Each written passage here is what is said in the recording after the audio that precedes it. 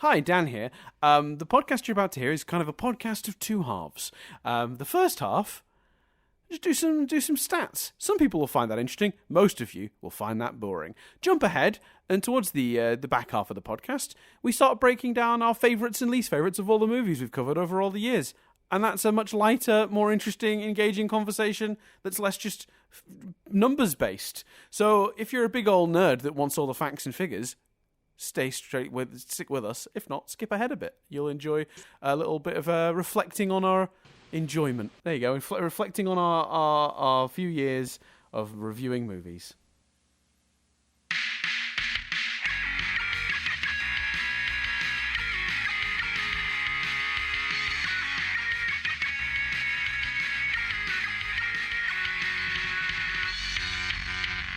Hello and welcome to a special Rewind Reviews. We hit 112 episodes recently of this podcast. And to celebrate 100 official episodes, 12 little bonus ones, we are doing something called Tale of the Tape, which I will explain for the last time. And you know a name is good when you've got to explain it. It's one of those names that I was really proud of, and the more I've had to explain it, the more I've gone, it's probably not as good as I thought. In combat sports... How many people have you had to explain it to? Well, so a couple of times when we've mentioned it in the Discord, it's come up, I'm sure. Right. But also, like Nadia asked about it. There was someone else trying to explain at work the other day what I was doing, and they were like, "What?" Like it's very niche. This is niche within niche. Well, that's what I mean. I don't know. You know, it's taken now. Well, to be honest with you, now my life has reached a point where I don't even like it. It reached a point where I go, you know, if someone says, "What are you doing at the weekend?" I'm just not that specific. I'm like, I'm doing a podcast. Like I never kind of say, "Oh." Sometimes I'll say to certain people that I'm close to, "Oh, watching this show or rewatching this," like, you know, rewatching Breaking Bad or whatever. But more often than not, I'm doing a podcast. I've now reached a point where I don't even need to say that. So people will be like, "What are you up to at the weekend other than doing a podcast?" They just know that I'll say that by default. So they just like, yeah, you're doing a podcast. We fucking know. And no one listens, right? What else are you doing? Yeah, it should be, are you still doing a podcast? Why? Yeah. Yeah, exactly. So basically the idea is Tale of the Tape. So for those who don't watch combat sports, Tale of the Tape in a combat sports situation is when they compare the stats of the two fighters in question. So the Tale of the Tape in a UFC fight, like how tall he is, what they weigh, what their reach is, you know, what their win-loss record is. That's the Tale of the Tape. But we deal exclusively in VHS. That's kind of our vibe here on Rewind Reviews. So I thought it'd be a fun idea to do, and the idea came to me before the title came to me, but the title is the thing that's needed the most explanation. Because when I've told people what this actually is, they're like, "Oh yeah, that makes sense." What we're basically doing is we've reviewed 112 films officially on the Rewind Review feed since we began. I actually don't have the date we started, but it was a long time ago. I think it was the Middle Ages or something. Pretty sure dinosaurs still roamed the earth. Since then, we've done 112 episodes. We're going to basically put together all the data from those movies, what years they were brought out, which ones made them, you know, what the budgets are, what the box office was, the differences, whether they're a family film, animated film. I've got all this data that I've put together, their length, the podcast length, and we're going to go through a bunch of stats that I've put together. We're going to figure out, you know, what the average year of a movie we review is. Pinpoint our age using that. It's quite easy. We'll talk about it. We're also going to look at the films, at the average length of the films we've picked versus the average length of the podcasts. And I'm also going to reveal, Chris, exclusively, which I think it's 3 episodes we did where we actually recorded a commentary. So the length of the podcast was exactly the length of the film we were reviewing. That's happened 3 times. That's awesome. So we're going to go through some of that stuff today. We're also going to do a couple of like rankings. So we're going to do our favorites and least favorites, and then we're going to also do like which films were held up the best and which films held up the worst. It's very loose to interpretation, the rankings. I don't know how Chris necessarily will have like gone about making his selections, but it's loosey goosey. However Chris has interpreted those questions, absolutely fine. It doesn't matter. It's all made up. It just does not matter. And as we go, I'm going to ask Chris to speculate before I give the answers as to what he thinks might be the answer. So let's get stuck in. We'll just go straight for it, Chris, unless you've got anything you want to add to this madness, other than No, go for it. Other than a disclosure that, like, a disclaimer, sorry, that you're like definitely not involved in whatever is about to follow, whether this is any good or not, because this was 100% my idea. No, I'm excited. Man. I may be the only one that cares about the stats, but I'm the only one here. So let's do it. Let's do it. Look, they always say, like, if you're making something that's a form of entertainment, like if you're writing a movie or a book or whatever, just entertain yourself and you'll entertain others. I think this might be one of the exceptions to that rule, but let's find out together. They also say you shouldn't be too fast and loose with the term form of entertainment, but that's not stopped you there. So it's never going to stop me, Chris. I'll never stop. So for most of these answers, I've gone for just because what I could easily fit on the screen as I was sort of collating the data is the top 30. But if you ever want to know beyond, I can always have a dig on the actual document I used and do a search. So let's see. So I'm not going through all 30, by the way, on each category. I'm just clarifying that now. I just have easy access to the top 30 in any of these categories. So this is an interesting one. I think you could probably guess the top couple of answers without much effort, but let's just go straight to straight up box office. Moolah. Who made all the money, Chris? So of the movies we have reviewed, which ones do you think are towards the top of that pile? Well, there is obviously the two Avatars. Yes, they are indeed 1 and 2. Yes. It is interesting there, because obviously we haven't done Jurassic World. We haven't done... we've not done any the Marvel. Avengers movies. Yep. Yeah, we've not done any Marvel. We've not done Jurassic World. Mm-hmm. We've not done Titanic. Nope. So that is interesting, to be fair. Harry Potter and the Deathly Hallows, Part 2, will be up there. That's third. You're exactly right. Good work. Yeah. What else are we thinking is on the list? And then the next question I'm going to ask you, I'm going to preempt. So, obviously, a lot of big franchise stuff towards the top of the list, for obvious reasons. I'm going to ask you to see if you can figure out the top non-franchise movie in our list of the movies we've reviewed. We'll come back to that, though. So the next one is also is a franchise one again. Mm-hmm. So Star Wars: Force Awakens. We haven't reviewed Force Awakens. Oh, sorry, we haven't done that. So is it a Star Wars movie then? Star Wars is 7th, with Episode 1, Phantom Menace. I don't think of the other. It's not going to be Indiana Jones. Isn't going to be that high. I don't believe The Matrix was that high. Is it another Harry Potter movie? Is it part 1 of Deathly Hallows? It's not. No, 4th. Would you like to know? Yeah. Lord of the Rings, Return of the King, 1.1 billion. Ah, of course. I've forgotten about Lord of the Rings. Those pesky hobbits and their pesky rings. So I'll tell you now. I'll tell you now weird. pretty clearly that the top 23 answers are all franchise movies. There's only 3 franchises we've not mentioned that are in here, though. So do you want to see if you want to guess the franchises that have movies in the top?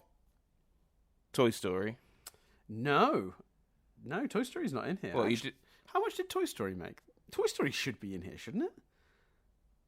Let's see. What did Toy Story make?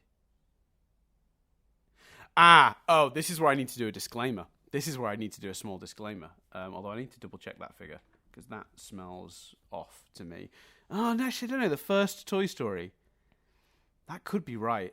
Basically, a couple of films... no, Toy Story doesn't count as this. But a couple of the films that we've got in our list, by the way, I will say, any from the mid-'80s or earlier, I do not have complete box office, because those figures simply do not exist. They did not report international box office back in the day, because it was too hard to collate all the different international territories. So for movies, some movies, there is 0 box office data. I'll tell you right now a movie that isn't even in this list, because it literally can't be, and that's The Italian Job. There is 0 data on how much money that movie made in its theatrical run. 0. So there's a couple of movies that are sadly asterisked, because while we do have them in here, it's not their full what's the word I'm looking for? It's it's not the full amount that they could have and probably did make because we don't have the international.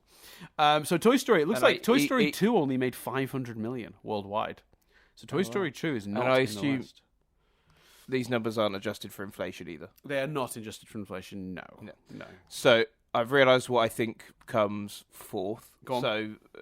So Avatar 1 and 2, Harry Potter Deathly Hallows Part 2. Yeah. Bingo. So fourth, I'm going to guess Pirates of the Caribbean, Dead Man's Chest. We covered, fourth is already Lord of the Rings, Return of the King. We already clarified that one. But Lord of the Rings, you are correct about five. Five is indeed Pirates of the Caribbean, Dead Man's Chest.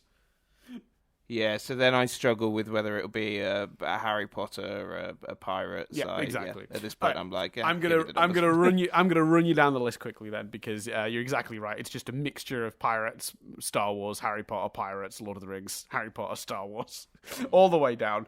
So yeah, basically the way I've got it listed here. So it's Pirates, Dead Man's Chest. Sixth is Stranger Tides. Seventh is Phantom Menace. 8 is Philosopher's Stone. 9 is Deathly Hallows Part 1. 10 is Pirates of the Caribbean at World's End. People keep wondering why they're making so many of these pirates movies. You should wonder less about that. Lord of the Rings, The Two Towers. Then it's just literally like 4 Harry Potter movies together. Down at 17th is Revenge of the Sith. Then it's Fantastic Beasts and Where to Find Them in at 18th with 800 million. Harry Potter and the Prisoner of Azkaban is 19th. Pirates of the Caribbean, Dead Men Tell No Tales is 20th. Then it's Indiana Jones and the Kingdom of the Crystal Skull at 21. Madness. Jeez, then at 22, it's Star Wars A New Hope. Then at 23, it's Matrix Reloaded. And then we get to our first non-franchise movie in at 24th. I don't think it is possible to guess this, if I'm being honest, but I'm going to ask and see if you can conjure up a non-franchise film. So this film does not have a sequel. It has not been spun into a franchise, and it made about 670 million in the box office. That's my get. My assumption was that you might not have counted Aladdin. Because, direct-to-video and stuff. So Aladdin was sort of my guess. Aladdin's down in 30th with 500 million.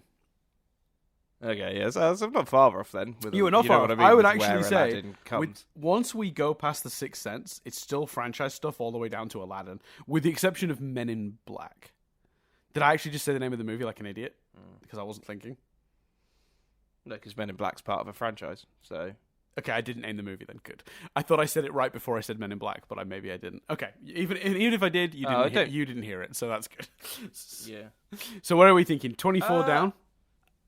Oh, Battle Royale had a sequel. I really don't know what the sort of non. I'm trying to, because you know what I mean. It's not Clerks or The Parole Officer, is it? No, but they might appear on our next list, Chris, which is least smallest box office.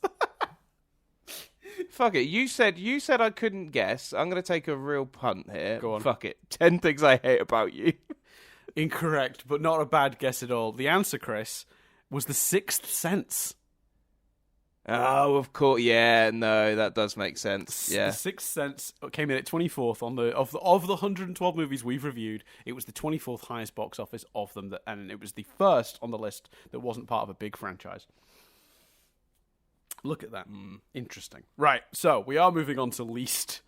So these are the movies that made the least in the box office. Do you want to have a guess what the lowest earners are, Chris? What's on the list? Some of these will be very easy to guess. Some of them will be a bit obscure and a bit harder to pinpoint, but I'm sure you can think of a few. Yeah. Well, Joe's Apartment will be up there, yeah, or down there, depending on which way you look at it. The Parole Officer will be. Yep, those two are next to each other in third and fourth. Third and fourth. Okay, well, Clerks obviously is up there somewhere. That's second. So you're guessing the top ones again. You've done. Can I just say you've done very well on both of these so far, where you guessed the top 3 or 4 like almost immediately on both. So you've got one you're missing. You're missing the top one. In this case, the bottom one in terms of it's the lowest earning. Number one, the one that earned the least. What have you done with does the Snowman count? Is the Snowman doesn't have a theatrical release, so there's no box office data. There's just what it made from its television airing. So yeah, Snowman does not count, I'm afraid. All About Steve? It's not All About Steve. All About Steve, would you believe it, is on this list. It's 23rd, the 23rd lowest, but it's still made 40 million, 41 million. And I'll tell you now that the thing that is first on this list made 2.1 million. Is it Rent-A-Kid? It is not Rent-A-Kid. Rent-A-Kid's another one with no data at all because it was straight to video. Like zero. There is no box office. So I guess if you want me to say Rent-A-Kid is technically first on the grounds it made zero, I could. But the problem with doing that is then something like The Italian Job would also be there for having zero. So anything that doesn't have a box office was taken, which is those three films, basically, that we've already mentioned. Snowman, Italian Job, and Rent-A-Kid just had no box office data at all. Oh, Quick Change. No, that is in here, I think. You know what? No, Quick Change somehow isn't. Oh, no, it is. Quick Change is 11th on this list at 15 million. All right, go on then. No, I'm out. The lowest of the movies we've watched, a recent one we've reviewed, Mallrats, with just 2.1 million. Fuck. That made less than Clerks. I'm pissed off at myself for, because I've heard him tell that story. Like, I've heard him tell the story of getting the box office results. Yeah. Fuck's sake. Yeah, 2.1 million. Not good, Mallrats. Very poor. You've already had a stab at some of the guesses, spot on. You've already mentioned some of these that are on here, but a couple of highlights and some tragic ones. Mask of the Phantasm, 5 million, came in at 6th. Tucker and Dale versus Evil was 5th with only 5 million, 5.2 million. Joe's Apartment, as you correctly pointed out, was a $4.6 million return, and the Parole Officer was 4.4. So that's the sort of top 6 or 7. Donnie Darko was 7th, Nativity was 8th, It's a Wonderful Life was 9th. It's a Wonderful Life, 8 million, which that might be a just for inflation and it's a huge amount sort of thing, but in this case it's quite low. Drop Dead Gorgeous, only 10 million. Quick Change, 15. Short Circuit 2, 21, and then it goes through Good Burger, Girl Next Door, Battle Royale, Iron Giant, Little Shop of Horrors, Goofy Movie, Bill and Ted, Shaun of the Dead, Memento, Bill and Ted's Excellent Adventure, All About Steve, Gremlins 2, 10 Things I Hate About You, RoboCop, Mighty Morphin Power Rangers the movie at 66 million. Shawshank Redemption is 28th, Beetlejuice is 29th, and Night Before Christmas is 30th. And that's the top one of this, top of the 30, and that has 91 million. So the threshold to get into our bottom 30 right now is 2 million is the lowest, 90 million was the highest. And actually, I should clarify, the threshold on our top 30, 500 million was the entry point to get into place 30 or above, and the top mark, 2.9 billion. So there you go. Right. So this won't shock anyone, but we're just going to go pure budget now.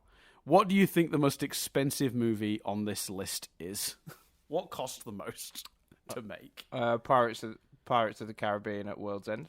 That's number 2. And it would have been number 1.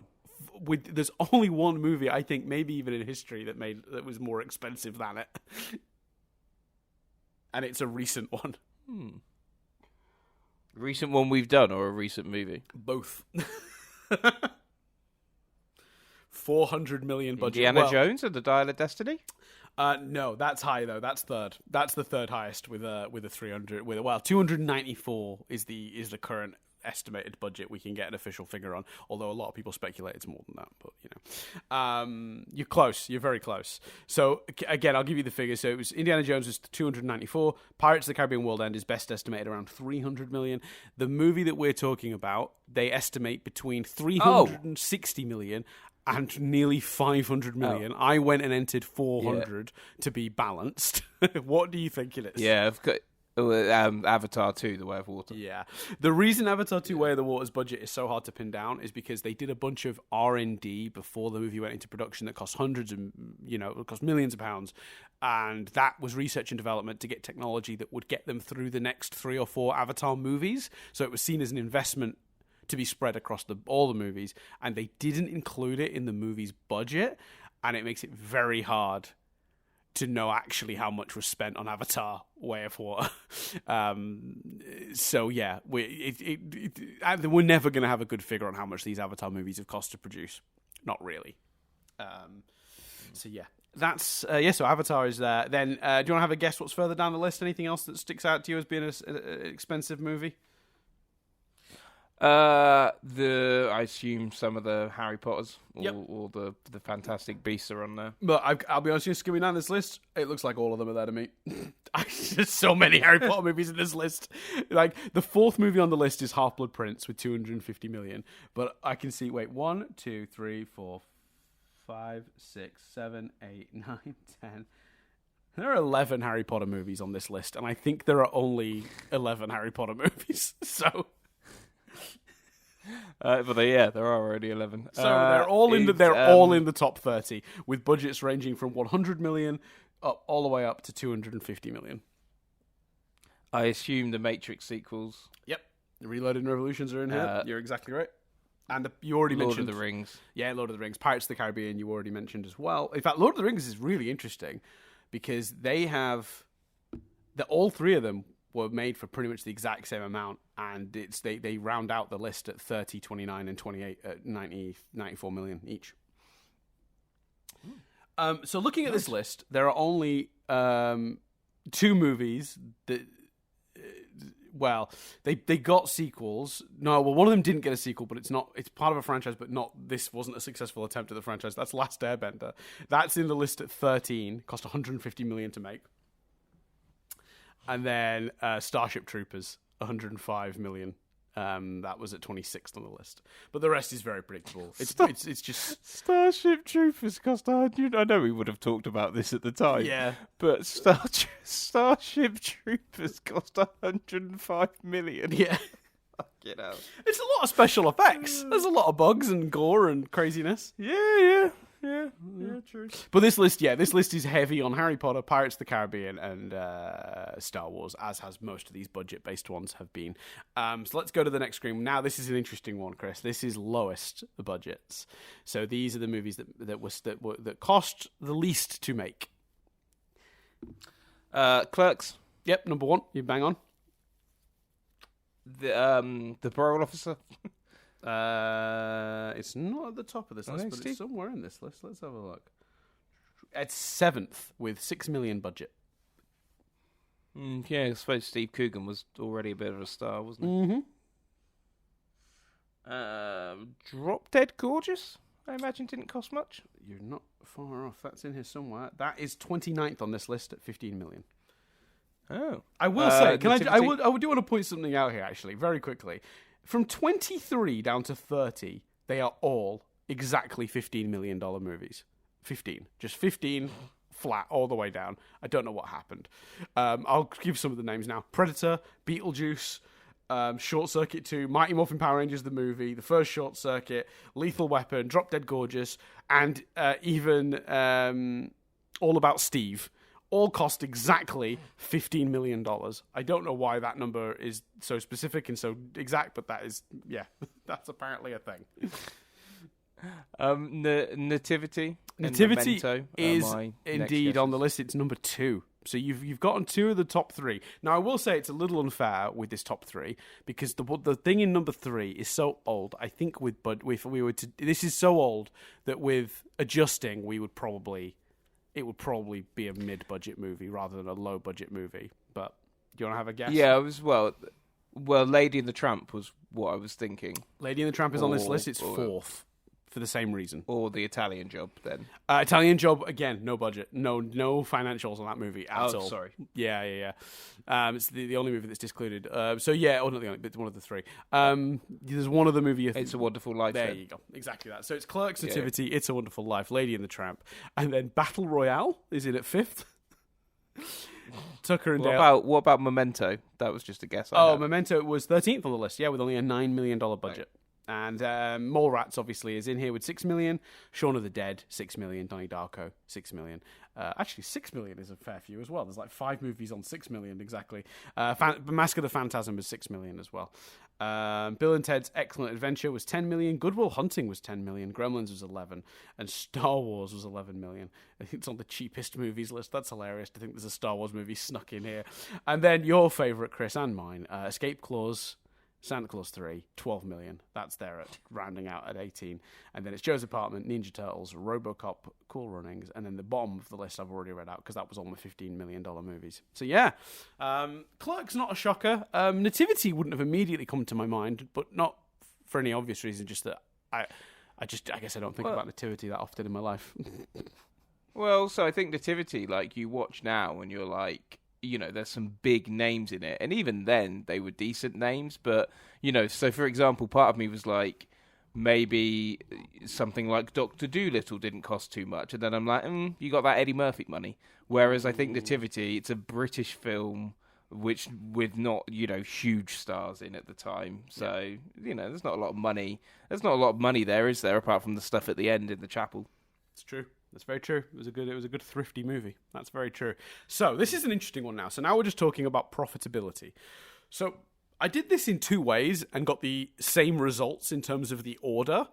So originally I did it as how many times the movie's budget did it make that back in its profits. So I'm going to take an example from the bottom of this list. So number 30 on this. Harry Potter and the Philosopher's Stone made 8 times its budget. So what they spent, they got back 8 times over. The other way to look at it is it made 719% return on investment from what they put into it. But obviously, those two figures calculate essentially the same way, so they've put them in the same order regardless of which one I've used. So this is essentially, we're looking at most profitable movie. So basically we're looking for the smallest amount of investment for the largest possible gain, in terms of how many times over does that work. So what do you think is number 1 on this list, Chris? That's tricky. Can I just say this top answer, it's not even close. What, as in nothing else comes near it? Nothing else. The top 2 answers are pretty significantly higher than everything around them, but particularly the top answer is nuts. See, your instinct would be Clerks, but I don't think Clerks make, because obviously, well, no, actually, if Kevin Smith, Mallrats was lower grossing than Clerks, and Mallrats was 2.1 million. Mm-hmm. Clerks was made for like 30,000. Mm-hmm. So if that made 3 million, okay, I'm Clerks. You are exactly right. Now, Clerks is interesting because it made, technically on paper, it made 114 times its budget. An 11,000% increase in return on its investment. But there is a large but here to Clerks. Clerks was purchased by Miramax and promoted by Miramax. We don't know for how much. Did they give Kevin Smith and co. $1 million?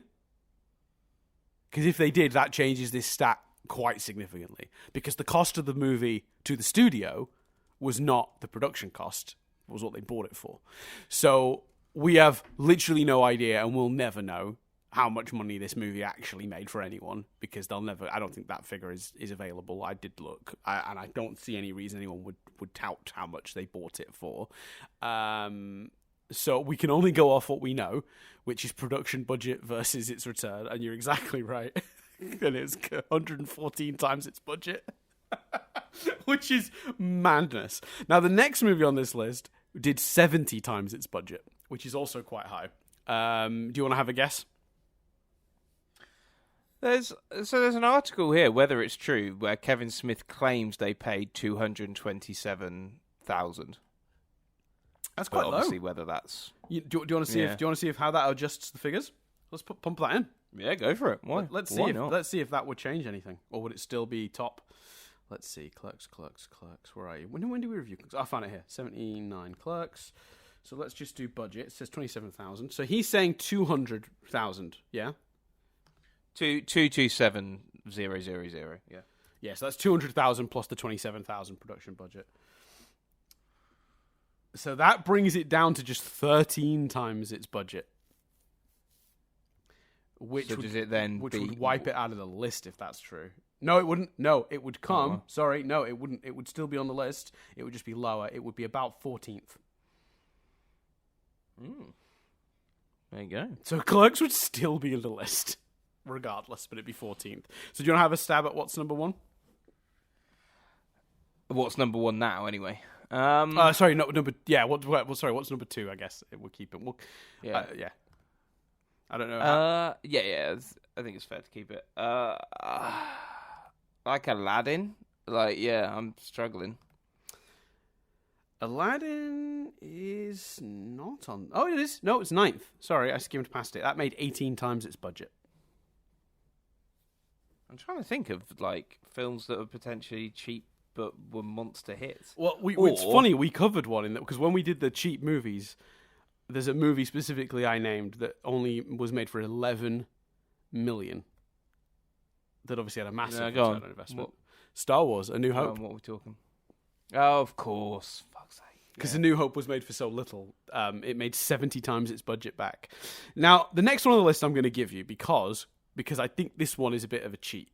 Because there's an asterisk next to this movie. It's Lady and the Tramp. And the reason Lady and the Tramp has an asterisk next to it is, for a long period of time, Lady and the Tramp was just being re-released basically every other year.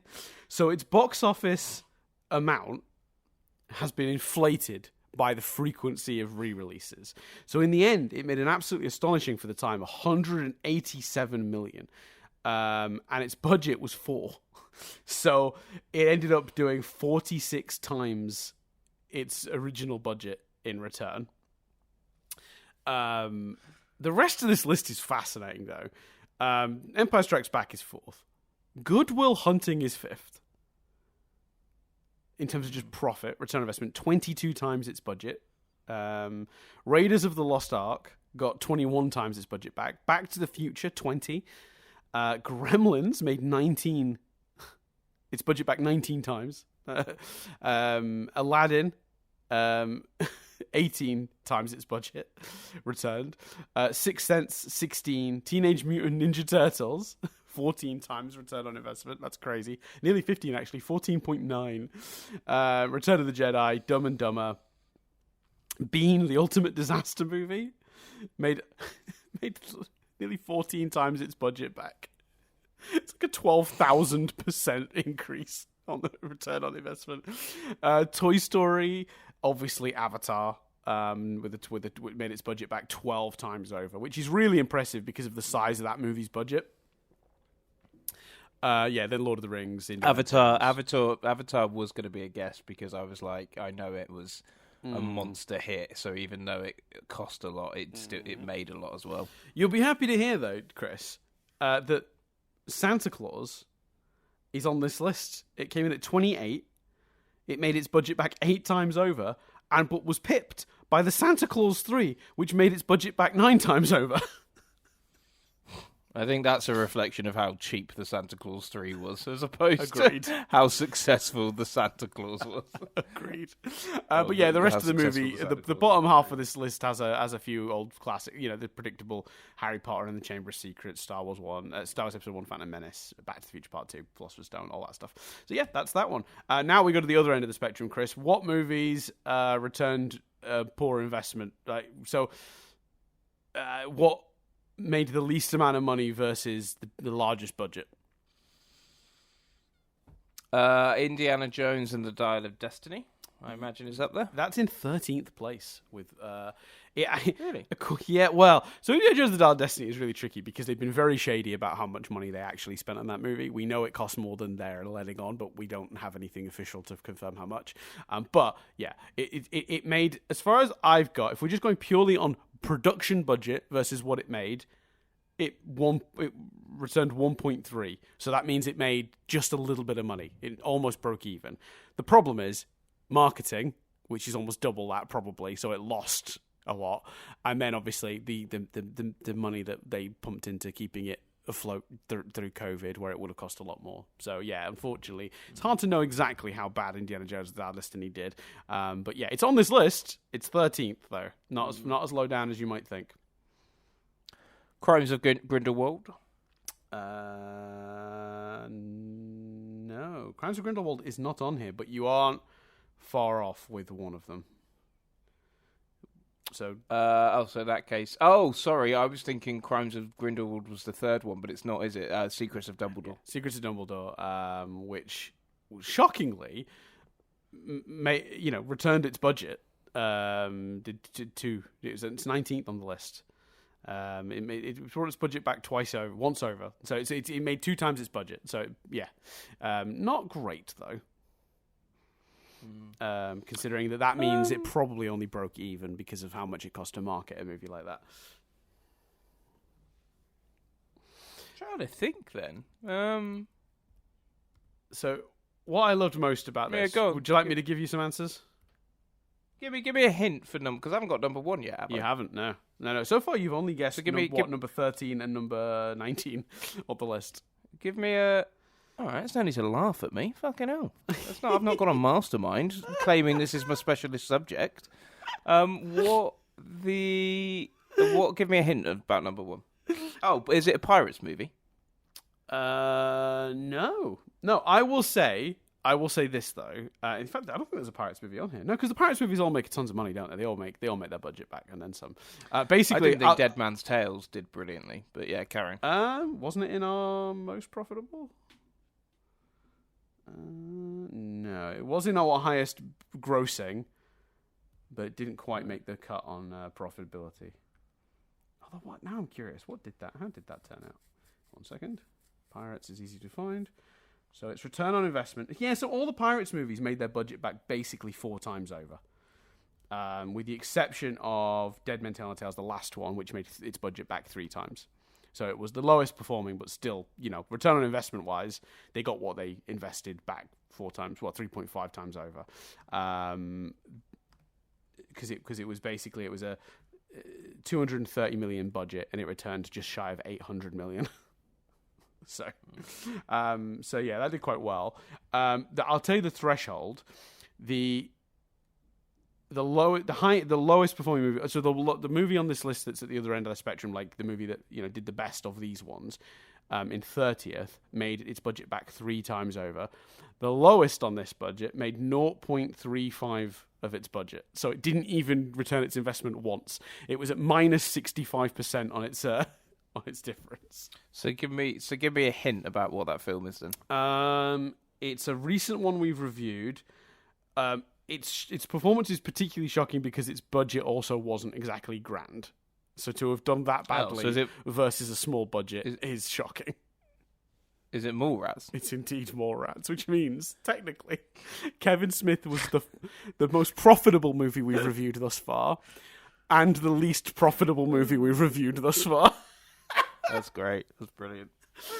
And then the rest of the list is actually, I'd say, fairly predictable. Just movies that we know performed poorly. Joe's Apartment, Drop Dead Gorgeous. Shockingly, The Iron Giant, which is minus 55% return on investment. So it had 0.4 of its budget returned, which is like it didn't even make half of its budget back. That is shocking and tragic. Quick Change, Mask of the Phantasm, Gremlins 2, Tucker and Dale vs. Evil. My favourite answer on this list now, Starship Troopers, because we know that was never making that budget back because its budget was 105 million. So yeah, then it's like pretty predictable then. Donnie Darko, Girl Next Door, Indiana Jones, we already talked about, Little Shop of Horrors, Short Circuit, Last Action Hero, Jingle All the Way, Bill and Ted, Fantastic Beasts, Goofy Movie, The Last Airbender. Not shocking. Dr. Dolittle 2, The Santa Claus 2, All About Steve, It's a Wonderful Life, Good Burger. The Matrix Revolutions, which only made its budget back 2.8 times. So like that only doubled the budget and a bit, which probably only just about covered marketing. I didn't realize Revolutions had been that much of a flop, but there you go. That's not great. Yeah, and then we get down through Crazy Stupid Love, Shawshank Redemption, and the movie on 30th was the first one we reviewed, Space Jam, which made its budget back 3 times over. Right, let's get out of budget talk, Chris. We've done. Let's talk about things that matter, Chris. Let's talk length. Hey! I have been told repeatedly by my wife that length doesn't matter, Dan. So she's lying. Well, let's find out. Let's find out if length matters or not, Chris. What do you think the longest movies we've covered are? This should be fairly straightforward. Oh, the movies themselves? Yes. Well, fucking Avatar: The Way of Water. That's 4th. That's 4th? So how long was Avatar: The Way of Water? 3 hours and 12 minutes. Sorry. We've reviewed 3 movies that are longer than 3 hours. Yes. And when you realise you're going to kick yourself. Famously long movies. Oh, right. There's 3 of them. There's 3 of them, and they're very long. And we specifically reviewed the longest versions. It's Lord of the Rings. It is indeed Lord of the Rings, yeah. Return of the King, Two Towers, Fellowship of the Ring, and then Avatar: Way of the Water. Fifth on that list is Pirates of the Caribbean at World's End, then the original Avatar, then it's a bunch of Harry Potter and Pirates films all just jumbled together. Once we get out of Franchiseville, the longest non-franchise films we've covered. Do you want to take a guess, actually? Do you want to have any guesses for longest movies we've covered that aren't part of franchises? Shawshank Redemption? Yeah, that's 18th. That's pretty much the next one down. It's tied with like 3 movies. Oh, fuck, wait. 1, 2, 3, 4. There are 5 movies that are exactly 2 hours and 22 minutes long. So they're all, I guess I said it's 17th, but actually it's tied like 14th with 5 movies. So it's Prisoner of Azkaban, Attack of the Clones, Hook, Shawshank Redemption, and Dial of Destiny are all exactly 2 hours and 22 minutes long. So Hook's the other non-franchise one, then. Yeah, sorry, I gave it away by doing that, didn't I? Yeah. No, and then there's one other movie on this list that's not... Oh, it is a big franchise, but it's not a franchise we've talked about so far. So it's not a Pirates or a Star Wars or a Harry Potter movie. Do you want to have a guess? 2 hours and 12 minutes. Came out in 1988. 1988. Mm-hmm. So, how long is it? 2 hours and 12 minutes. I'm saying Back to the Future Part 3, but I don't think that is that long. Also Back to the Future Part 3 was early 90s, I think. Oh, yeah, good point. So it's a franchise movie, but it's not a franchise we've talked about. Yeah. And we've not reviewed all of it yet. It is Die Hard, the first Die Hard, 2 hours and 12 minutes. Is that 2 hours? Over 2 hours? Oh, I wouldn't have, if I was... No. I know I would have known that at some point, but if I was guessing now, I wouldn't have said that. Yeah. So this next one should be fairly easy. This is length the other way, shortest things we've reviewed. So the obvious answer is right at the top, but do you want to have a crack at it? I mean, yeah. Well, The Snowman. Yeah, correct. How are we thinking after that then? So I'll say right now, The Snowman is number 1 at 26 minutes of length, and then the next 3 spaces, 2, 3, and 4. Those 3 movies are all exactly 1 hour and 16 minutes. So they're tied, really, for second, but it's 2, 3, and 4. Have any guesses as to what might be 2, 3, and 4? Toy Story, the first one. Toy Story is actually 1 hour and 21 minutes, so that's in 8th position. Are we talking comedies? Not directly comedies, no. I'd say you're looking more towards kids' films. Oh, right. So a Goofy movie. That is on this list, I think, but it's further down. Let me check. No, it's 5th. Goofy movie is 5th. 1 hour and 18. So it's just slightly longer than the 3 movies that are tied at 1 hour and 16. The Iron Giant. Iron Giant is an hour and 26. So that's in 12th. Oh, fucking hell. Rent-A-Kid? Rent-A-Kid is also on this list. It's 9th with an hour and 25 minutes. Batman Mask of the Phantasm? That's one of the 1 hour and 16s. So that's one of the 3. So I'm missing 1. You're missing 2. Who Framed Roger Rabbit? No, that's a long movie. I don't think that's not on this list, I don't think. That's nearly 2 hours, I think, Who Framed Roger Rabbit. No, go on, tell me then. Lady and the Tramp. Oh, of course. And Nightmare Before Christmas. Yeah, what I think is really interesting about this list, what's really interesting about this list is it does lean kids, obviously, but it's also the length, like the spectrum. The shortest thing, obviously, we'll disclude from this could be an hour, which is 26 minutes, but for films, an hour and 16 minutes to an hour and 35 minutes covers the breadth of the bottom end of our length spectrum, that's quite a short time. Like the shortest thing, really, an hour and 16, is only 15 minutes off or 20 minutes off the thing that's like 30 spaces down. So they're all pretty tight.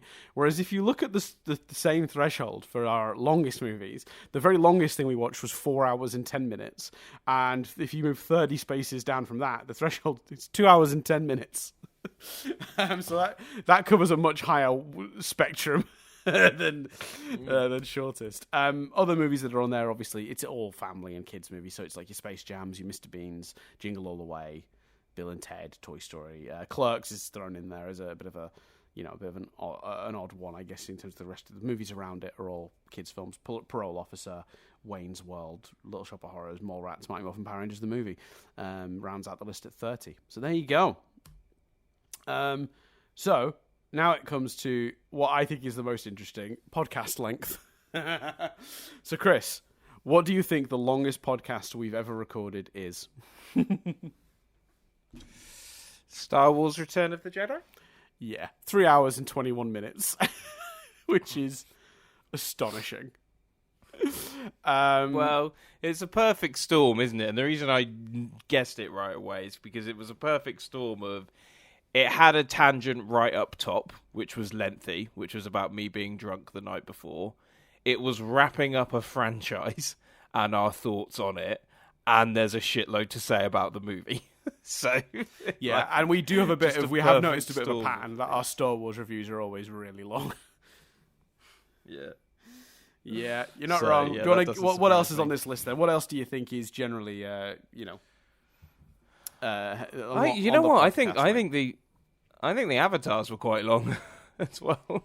That's a great question. Let's see. Or were they not? Just one of them, but it's down in 25th. It was a 2 hours and 23-minute podcast, but I don't see the other one. Are the 2 and 3, are they franchises? Yes. So is it another Star Wars? No. Star Wars doesn't appear again until the 8th position. Which is Revenge of the Sith? That Correct. Was quite long. Yeah, which is 2 hours and 58 minutes. Just ridiculous. A Pirates, maybe? Or a Harry? Sorry. I tell you what. No, I tell a lie. Sorry, our New Hope podcast was 3 hours and 3 minutes. That's in at 4th. My guys glanced over that somehow. Sorry, I missed that. No worries. I imagine a Lord of the Rings or a Pirates. No, neither of those. Go on, tell me. It's Harry Potter. We did some very long podcasts for Harry Potter. In fact, 1, 2, 3, 4, 5, 6, 7, 8, 9, 10 of the 11 Harry Potter films make this list. Jeez, that is depressing. It is depressing. So yeah, it's Order of the Phoenix. Hilariously, the longest book, longest podcast. 3 hours and 15 minutes it took us to review Order of the Phoenix. Then it was Deathly Hallows, which took us 3 hours and 8 minutes to review. Then Star Wars A New Hope was 3 hours and 3 minutes. Starship Troopers took us 2 hours and 59 minutes to review for some reason. I guess that was just me going on a rant about how much I love that movie. Revenge of the Sith, 2 hours and 58 minutes. Then it's Fantastic Beasts, Phantom Menace, Deathly Hallows, Goblet of Fire, Chamber of Secrets, and then we hit our first Lord of the Rings movie, Fellowship of the Ring. Took us 2 hours and 2 hours and 39 minutes to review. But then this is the interesting one, Chris. First non-franchise. Well, it's not. It is a franchise, I guess. It has sequels, but the first not one of the big sets we've done in terms of your Harry Potter's, your Lord of the Rings, Star Wars. The podcast came in at 2 hours and 34 minutes. What masterpiece! What hallowed ground did we embark on that took us 2 hours and 34 minutes to review? Fast and the Furious? No, good guess though. Is that on here? I don't see it. How long was our Bill and Ted? No. Good guess though. Go on, tell me. The Santa Claus. We talked about the Santa Claus for 2 hours and 34 minutes. Of course we did. Then Donnie Darko, 2 hours and I imagine we cut some of that as well because it was the day of the Queen's funeral, and I think we talked about that and cut it. Maybe I don't know if that was the one, but yeah. Donnie Darko, 2 hours and 33 minutes. You Framed Roger Rabbit, 2 hours, 33 minutes and 3 seconds, so it's a bit shorter. Then it's, did I say Roger Rabbit? Roger Rabbit, a little bit shorter. Then more Harry Potter, more Indiana Jones, Hook. It's a Wonderful Life took us 2 hours and 27 minutes to review. Jingle All the Way, 2 hours and 23 minutes. What the hell happened there? And then my favourite that's on this list, because I just think this is purely because it's us reviewing it. Down at 29th, Good Burger. That took us 2 hours and 15 minutes to review, Chris. Quite right. Quite right. There you go. So now, Shortest podcasts. What did we not take very much time to review? I think the snowman was also relative, and almost the point of the snowman was to try and do a quick one. So I imagine the snowman is number one. Yeah, 46 minutes. It's the only podcast we've done on Rewind Reviews that was less than an hour. I'll tell you now, the answer in number 2 was an hour and 7 minutes, and I think it's lucky it got that. Okay. All About Steve. I think we talked about for a while, ranting about it. All About Steve does technically just scrape into this list with an hour and 42 minutes, but it's down in 28th, so it's not. I wouldn't argue that's significant. I think that's pretty close to our average. Yeah. I'm trying to think then of a movie that is sort of something of nothing. Is it like Dr. Dolittle 2? But then I don't think Dr. Dolittle 2 would have got that reaction from you. Dr. Dolittle 2 was an hour and 30 minutes. So that's in 14th. Is this a film we both didn't like? I believe so, from memory. It's not a franchise. I'll say maybe. now, no, not a franchise at all. And I will say now, obviously, I'm going from memory because this is a slightly older one. In fact, a little spoiler. The top 5 in this list of our shortest, all from the first season of Rewind Reviews. Oh, in that case, The Girl Next Door. Yeah, you're exactly right. 1 hour and 7 minutes. Then it's Quick Change at 1 hour and 14, Mouse Hunt at 1 hour and 15, and Space Jam at 1 hour and 18. The Girl Next Door. Not a reflection of the movies. We were just tighter back then. I agree with you on like most of those, but The Girl Next Door. No, that was just. I don't think either of us wanted to talk about that movie any longer than we had to. So, do you want to have a guess what comes next then? So, once we get out of like movies that were from our first season, because the 8th position on this list is a more recent one. Actually, this is a. This is a glitch. Something's gone wrong. I've just noticed it's put in 8th position Indiana Jones and the Temple of Doom at 1 hour and 47 minutes, but then the movie under it. 21, 22, 23, 23, 26. So that's out of position somehow. Some sort of glitch has occurred there. And put Temple of Doom in 8th position. Right. So that's an error. Sorry. Sorry. Bill and Ted? Bogus Journey, specifically. No, that is on the list. It's 19th. That was an hour and 30 minutes we reviewed that for. Nativity? No, is Nativity on here? Might be. No, Nativity didn't make this list, so it means we talked about it for longer than the top end of this list is Rent-A-Kid with 1 hour and 43 minutes. So we talked about Nativity for longer than that. But 1 hour and 43 minutes. We must have got on some tangents there. That is insane to talk about Rent-A-Kid. I have no idea. I can't remember that one. Nice. So I'll give it away because I'm not sure you'll guess, but it was Tucker and Dale versus Evil with 1 hour and 21 minutes. Then it's Bill and Ted's Excellent Adventure. So you were close, but not that. Well, my logic with Nativity is the same logic, I think, why it is Tucker and Dale, which is we really enjoyed the movie and there's not really much trip. So there's, when we really enjoy something, and it's especially when it's a comedy and we really enjoy it and we don't want to just repeat jokes, it's sort of like it's just not that long because there's not too much to say without repeating what happens.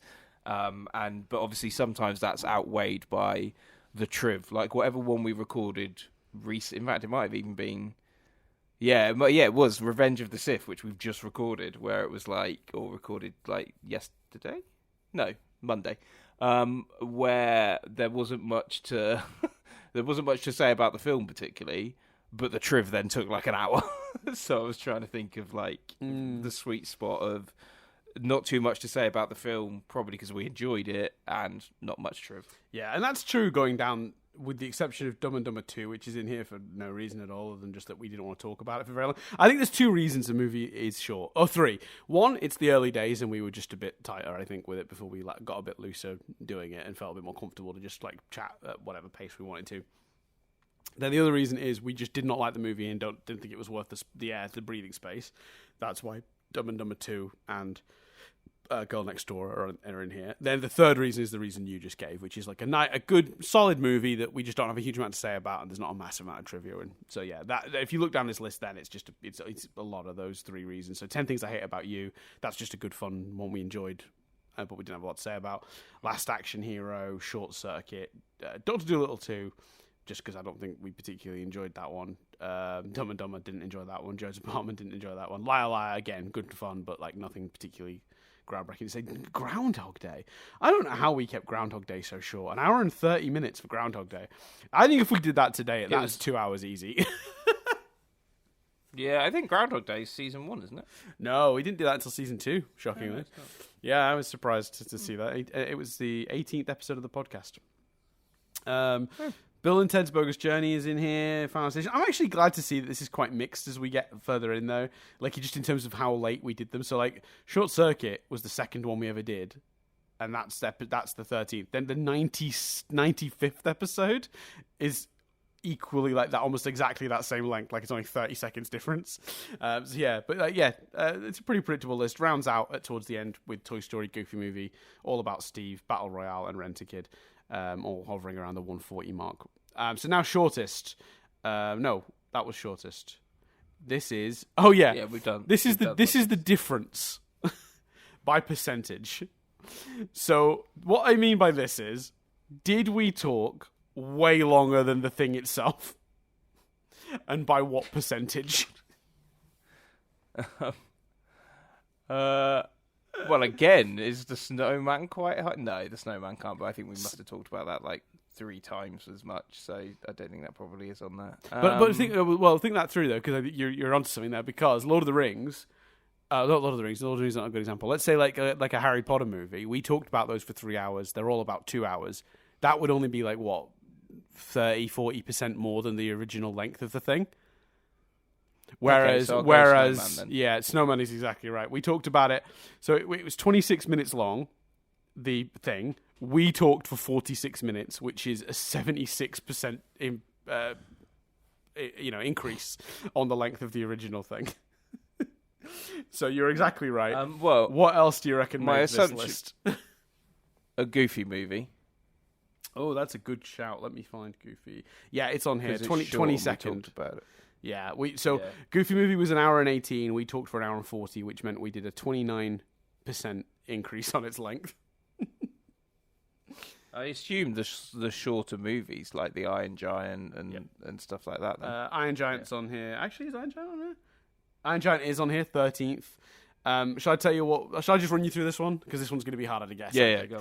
Yeah, so it's Jingle All the Way is second. We talked to 61% more than its original length. So that movie is an hour and 29 minutes long. We talked for 2 hours and 23 minutes, Chris, about Jingle All the Way.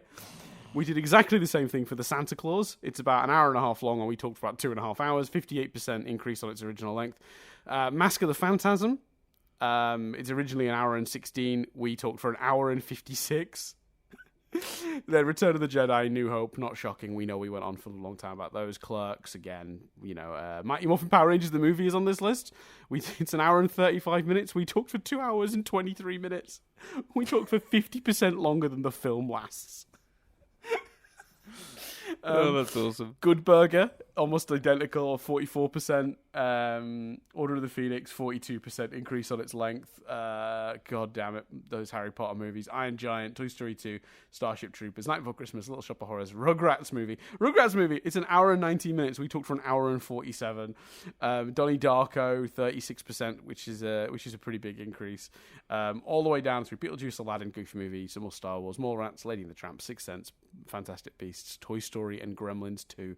Gremlins 2 being the bottom half of that scale, where that's an hour and 46 minutes long, and we talked for 2 hours and 9 minutes, making it a 21% increase.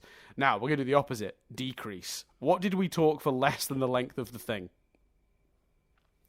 So, based on the information we've already gotten, you can actually put some of these together, I think. But I'll tell you right now, the top answer, we talked for half of the movie's length. So the movie, whatever its length was, half that to get the podcast length. Star Wars movie, maybe? No. No, go on, say, because I can't remember. I'm not trying to guess. I'm trying to remember the previous answers for, long podcasts. So I think just run through this one. So this one, Lord of the Rings, because basically that's a 4-hour movie, and we were never going to talk for 4 hours. So this is the other end of that spectrum. Now, this is when we went way under the length of the thing. And we should specify then for people that didn't listen or don't know, we did the extended versions of Lord of the Rings as well. Yeah, so 4 hours and 11 minutes versus our 2 hours and 46-minute podcast. So we were 50% under the length of that. Same for Two Towers. Then, would you believe, this one's a surprise, The Girl Next Door. Because the movie is an hour and 49 minutes and we only reviewed it for an hour. Last Action Hero is a 2 hour and 10-minute movie that we reviewed for an hour and 23 minutes. That's a 35% decrease. Shawshank Redemption, it's a 2 hour and 22-minute film. We reviewed it for an hour and 35. I wonder if that's because we were together. I don't know if that made us a bit more concise. Yeah, maybe. Avatar: Way of the Water. That's a 3-hour movie that we reviewed in 2. I know. Lord of the Rings, Fellowship of the Rings. That's another one that's, I think, gone awry. No, that's right. That is correct. So it's a 3-hour and 28-minute movie, but we talked about it for 2 hours and 39 minutes. It was a 23% difference. Mouse Hunt, Dumb and Dumber. Dumb and Dumber 2, I should say. The Matrix, the original Dumb and Dumber, Quick Change. These are all movies that our podcasts were shorter than the thing we reviewed. So Pirates of the Caribbean, Dead Man's Chest, 10 Things I Hate About You, World's End, Philosopher's Stone, Space Jam, Santa Claus 3, Avatar, Good Will Hunting, Back to the Future, all the way down through like Battle Royale, Short Circuit, Crazy Stupid Love, Groundhog Day, Tucker and Dale vs. Evil, and then the very bottom of this with a minus 7% difference, Bill and Ted's Excellent Adventure. So that movie was an hour and 30, and we talked about it for an hour and 22. Now, my favourite one, Chris, this is called we basically did a commentary. So there are 3 movies where our review was the exact length of the movie we were reviewing. Then there are a couple that are within 1%. So just a minute or so off. We'll talk about those too. Do you want to have a guess, though, what the ones that we were bang on for? Where if you just lined up our episode with the movie, it would act like a commentary? There are 3. So I feel like they're probably things that haven't come up. So, Cool Runnings? No. Good guess, though. I think Cool Runnings might have appeared on one of these lists already. As one either up or down. No, it didn't actually. So there, yeah. Cool Runnings is a reasonable guess. Lethal Weapon. Lethal Weapon. Lethal Weapon was only 2% different. It was an hour and 49 minutes, and our podcast was an hour and 51. So we were only 2 minutes longer than the length of Lethal Weapon. That's a very good guess. The Truman Show. Truman Show, is that on this list? No. Truman Show does not appear. Oh, does it? The top 10? No. I don't know. Truman Show is not on. Actually, out of curiosity though, what was the Truman Show's difference? Because that was an early-ish one. Did we do that really early? Episode 26. Yeah, like second season. Yeah. So the Truman Show is an hour and 43 minutes as a movie, but we reviewed it for an hour and 53, which means there's a 10% increase on the length of the original thing. So that's not significant enough to have gotten it on either of these lists. Is it season 1 stuff? Because obviously we were trying to keep concise in series. So is it like Jumanji? Well, no, because the ones where we kept it concise in season in season 1 tended to be significantly shorter than the movie. If you recall, like, go on, tell me. So, sorry, I got something caught in my throat. Let me just take a quick sip of my drink. So, Back to the Future Part 2 is an hour and 48 minutes. Our podcast is an hour and 48 minutes. Die Hard 2 is 2 hours and 6 minutes. Our podcast was 2 hours, 5 minutes and 50 seconds. Harry Potter and the Half-Blood Prince was 2 hours and 33 minutes. And our podcast was 2 hours and 32 minutes and 46 seconds. So like 10 seconds off the length. I can't believe that has happened that exact 3 times. Isn't that crazy? That's mad. And then other ones that are really, really close. Empire Strikes Back and Attack of the Clones. 2 hours, 4 minutes. Our review is 2 hours, 5 minutes. Attack of the Clones, 2 hours, 22 minutes length. We reviewed it for just slightly longer at 2 hours, 23 minutes. The original Die Hard is on this list. We were only 2 minutes off the length of that. The original Back to the Future is also on this list. We were about 60 seconds off the length of that as well. Yeah, madness. Absolutely madness. But yeah, the three that we were basically spot on: Back to the Future Part 2, Die Hard 2, and Harry Potter and the Half-Blood Prince, where if you started the movie, then hit play on your podcast, it would finish at the same time. Although I imagine, because our reviews go all over the place, that wouldn't be a good listening experience. No, it would not be. No, it would not be. No, not at all. But actually, wait, which Harry Potter is it? No, Half-Blood Prince would be fine. Because it's mostly just us complaining about the colour grading, and that's a problem throughout the movie. I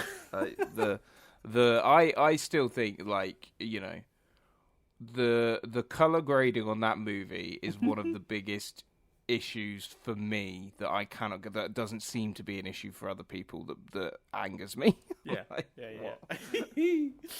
So, we're nearly at the end of the stats before we can get into the favourites, but a couple of quick stats now, just like random ones. So, do you want to know the average length of a film that we did? Of course. So the average length, if you put all of our 112 films into a thing and calculate the average, is 1 hour and 55 minutes. So on average, the films are about 1 hour and 55 minutes across the 112 we did. Do you want to know the average length of our podcasts? Actually, no. I'm going to ask you first to guess. Do you think the average length of our podcasts is longer than the average length of the films themselves? So did we go long more often than not, is essentially what I'm asking. 1 hour and 45 minutes. Do you think that's the average length of the podcast? Is it? No, that's the average length of the movies, right? 1 hour and 55 for the average length of the movies. 1 hour and 55, sorry, I misheard. Mm-hmm. I think our average podcast is longer. What do you think? Have a guess. Like 2 hours 20, 2 hours 30, something like that. Not quite that long, no. But you're not far off in terms of what you are. It is the 2 hour mark. It's 2 hours and 2 minutes. So there are only actually, the average length of a film that we've reviewed is 1 hour and 55. The podcast's average is 2 hours and 2 minutes. Only, 7 minutes longer than that? So there you go. Yeah, I would say that's more about us than the films. Yeah.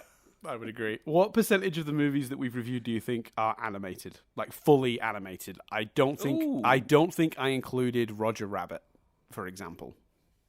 Did you include Attack of the Clones? No, but I should have. That was savage.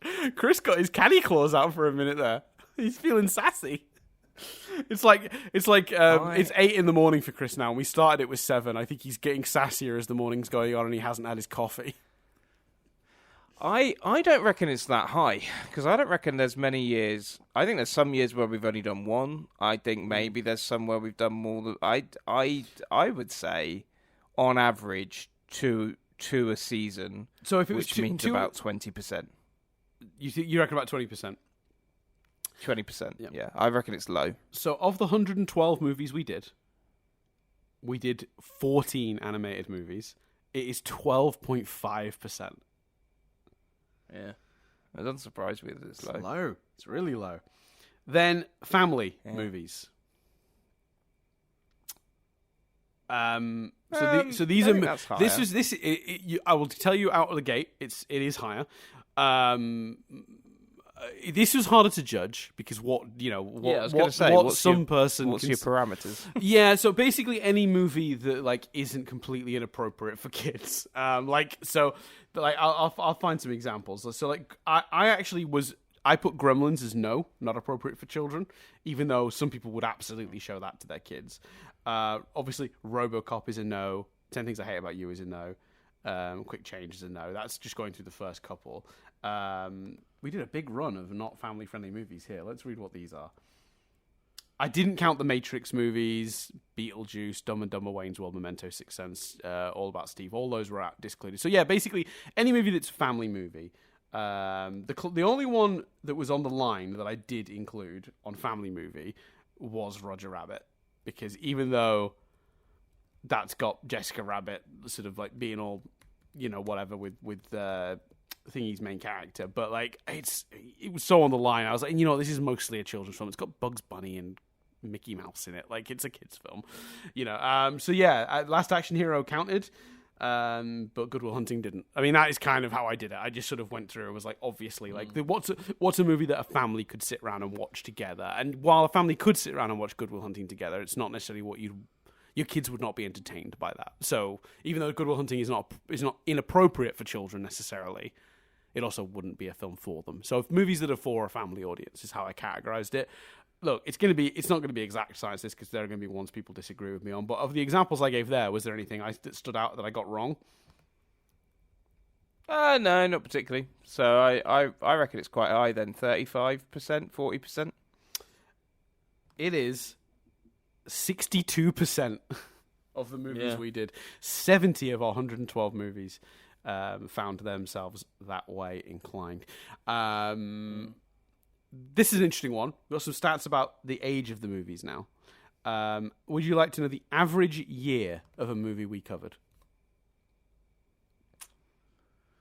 We'll get into youngest and oldest in a minute, but average year.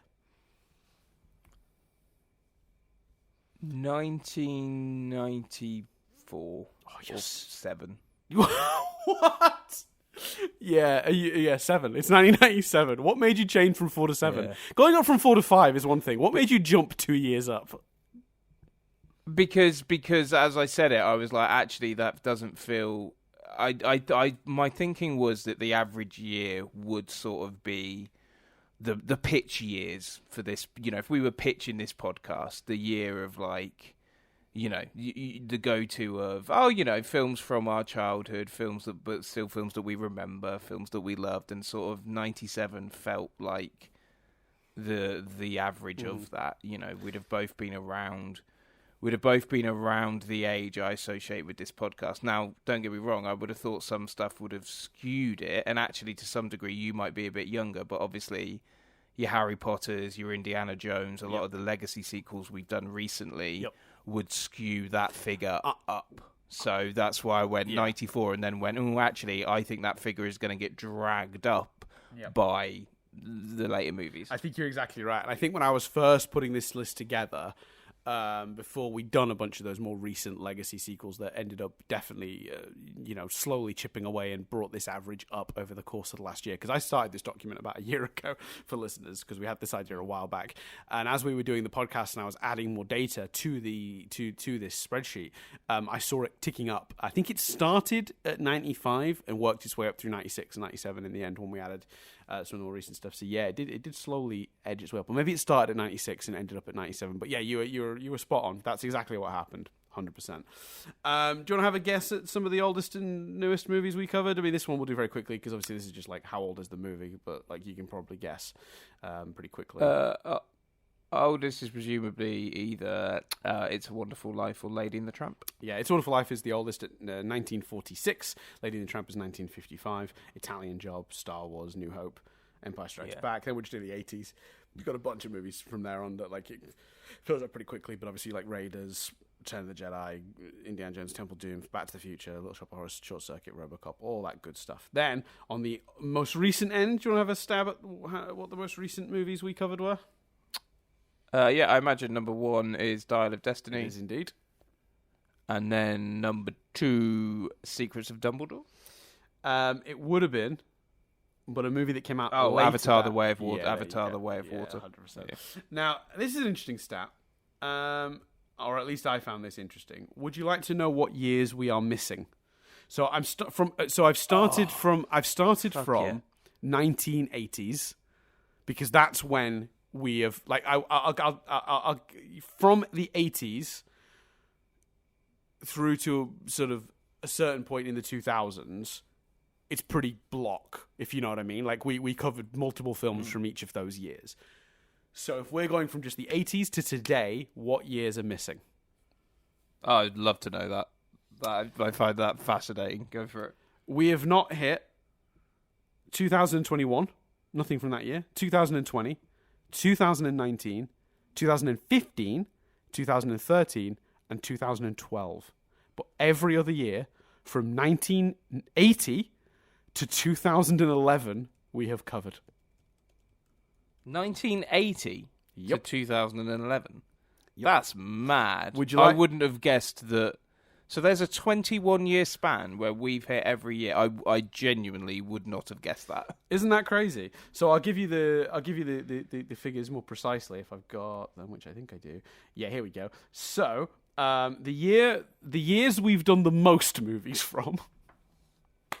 I'll quickly tell you: 2001, 1999, and 1997. Oh, and 1995. We've done 7 movies from each of those years. Jeez. But if we're just... What are the 2001 ones? 2001? Yeah. Bear with me. Because that's the most recent, and I'm wondering if it's skewed by sequels. Let's find out. And franchises. 2001. Yeah. This is something I will have to quickly look up on the fly, but that's okay. I am prepared. Sort. Group by year. Smallest to largest will do. Then I scoot forward to 2001. The movies we covered in 2001: Memento, The Parole Officer, Lord of the Rings, Fellowship of the Ring, Philosopher's Stone, Fast and the Furious, Donnie Darko, and Dr. Dolittle 2. So there is no pattern at all. So it's not that skewed by sequels then. There were 3, Dr. Dolittle, and there wasn't there a Harry Potter and a Lord of the Rings. Lord of the Rings and Harry Potter were both the first of their franchises, though, not their sequels. Fellowship and Philosopher's Stone. Yes, but in terms of informing our choice, yeah. Do you know what I mean? That's partly a franchise choice. I was intrigued whether the choices would be skewed by franchises in 2001. So I'll tell you this: for that window of 1980 to 2011, 1980, 1981, 1982, and 1983, we only covered 1 movie each from each of those years. So that's just luck. But from what are the movies? That's a great question. That I already now have because I've already organised by year. So Empire Strikes Back is 80. 81 is Raiders. 82 is The Snowman. 83 is Return of the Jedi. 84 is Gremlins and Indiana Jones and the Temple of Doom. 85 is Back to the Future. And then from 86 onwards, we start doing a couple a year or a lot more a year. Like Short Circuit, Little Shop of Horrors, RoboCop, Predator, Lethal Weapon. I mean, RoboCop, Predator, and Lethal Weapon all came out the same year, which is mad. And I think I chose all 3 of those, so actually, that's me. Just really loving the late 80s. Short Circuit 2, Beetlejuice, Die Hard, and Who Framed Roger Rabbit were all 1988. Then, so that's the way it goes up. So very quickly. So 1988 has 4 movies. 1989 has 3 movies. 1990 we randomly did 5 movies from. What were they? So I don't know. I don't know if you'll be able to tell this that easily, although I assume it would be a 90s thing. Don't worry if this is complicated to look and work out. Do you know roughly the year that isn't informed by... the year that is most uninformed by us choosing a sequel or choosing a franchise? 1990 is surely potential. So 1990, well, you'd think so, but actually there are 2 sequels amongst the 5 films there. So quick change. 3. Back to the Future Part 3, Gremlins 2, Die Hard 2, Teenage Mutant Ninja Turtles. So that's a lot. 91, we only have 2 movies. That's Hook and Bill and Ted's Bogus Journey. Wayne's World and Aladdin are our only 2 92 movies. 93 is Groundhog Day, Night Before Christmas, Last Action Hero, Cool Runnings, Mask of the Phantasm. So actually 93 is probably one of the least... 93 might... It's 93 might be the answer. Yeah, and 94 is not bad, though. Clerks, The Santa Claus, Dumb and Dumber, Shawshank Redemption. But they all got sequels, ultimately. Toy Story, Jumanji... Yeah, but we didn't... Go on, sir. They weren't picked as part of a sequel. Yes, for us, correct. So... Yeah, exactly. Yeah. So then 95 is Toy Story, Jumanji, a Goofy Movie, Mighty Morphin Power Rangers movie, Rent a Kid, Die Hard with a Vengeance, and Mallrats. 96 is a bit of a thinner one. We only did 3 movies from that year so far: Space Jam, Jingle All the Way, and Joe's Apartment. 97 is one of our big ones where we hit like 7 movies from that year: Mouse Hunt, Bean, Liar Liar, Good Will Hunting, Good Burger, Starship Troopers, and Men in Black all came out in 1997. 1998 is a shorter year. We only covered 3 movies from that one: Truman Show, Dr. Dolittle, Rugrats the movie. 99 is another one of our years where we hit 7 of the movies from that year so far. So 10 Things I Hate About You, The Sixth Sense, The Matrix, Drop Dead Gorgeous, Iron Giant, Toy Story 2, and Phantom Menace. Final Destination and Battle Royale are the only movies we did from 2000. But then 2001 fascinates me. Why 2001, man? Memento, Parole Officer, Fellowship, Philosopher's Stone, Fast and Furious, Donnie Darko, and Dolittle 2. Well, I think we already covered that one, but that baffles me why we've got so many movies from 2001 specifically. 2002 is just 4 movies. It's Lord of the Rings, Two Towers, Chamber of Secrets, Santa Claus 2, and Attack of the Clones. That's very influenced by sequels. Other than that, in fact, none of them. We've not hit a single not sequel movie from 2002 yet. So that's interesting. So yeah, and it goes on like that. I mean, like what's really interesting to me is if I order them by the years we've covered the most movies in, the top 4 are all tied on 7 movies. It's 2001, 99, 97, 95. But then it's 93, 90, 2009. We randomly have covered 4 films from 2009. What are they? Let's find out. Is that a sequel thing? Let's see. 2009. The 4 movies are. It wouldn't surprise me if not, because that seems like it could be Tucker and Dale. It could be All About Steve. Could be Crazy Stupid Love. Like So All About Steve, Harry Potter and the Half-Blood Prince, Avatar, and Nativity are our 2009 movies. Yeah. Tucker and Dale was 2010. There were only 3 movies. Right. So the years we've covered the least, but we do have stuff from, not our missing years, is 1980, 1981, 1982, 1983, and 1985, which we've hit 1 on each. Oh, wait, have I got that right? 1 second. Yeah, that's correct. Madness. That is nuts. So yeah, I thought that was an interesting list. I thought it was really interesting to just divide it up by the age of the films and see where everything stood. So yeah, our busiest years, 95, 97, 99, and 2001. And we've still got some gaps to fill. If we can get 2012, 2013, 2015, 2019, and then 2020, then we would have everything from 1980 to 2020.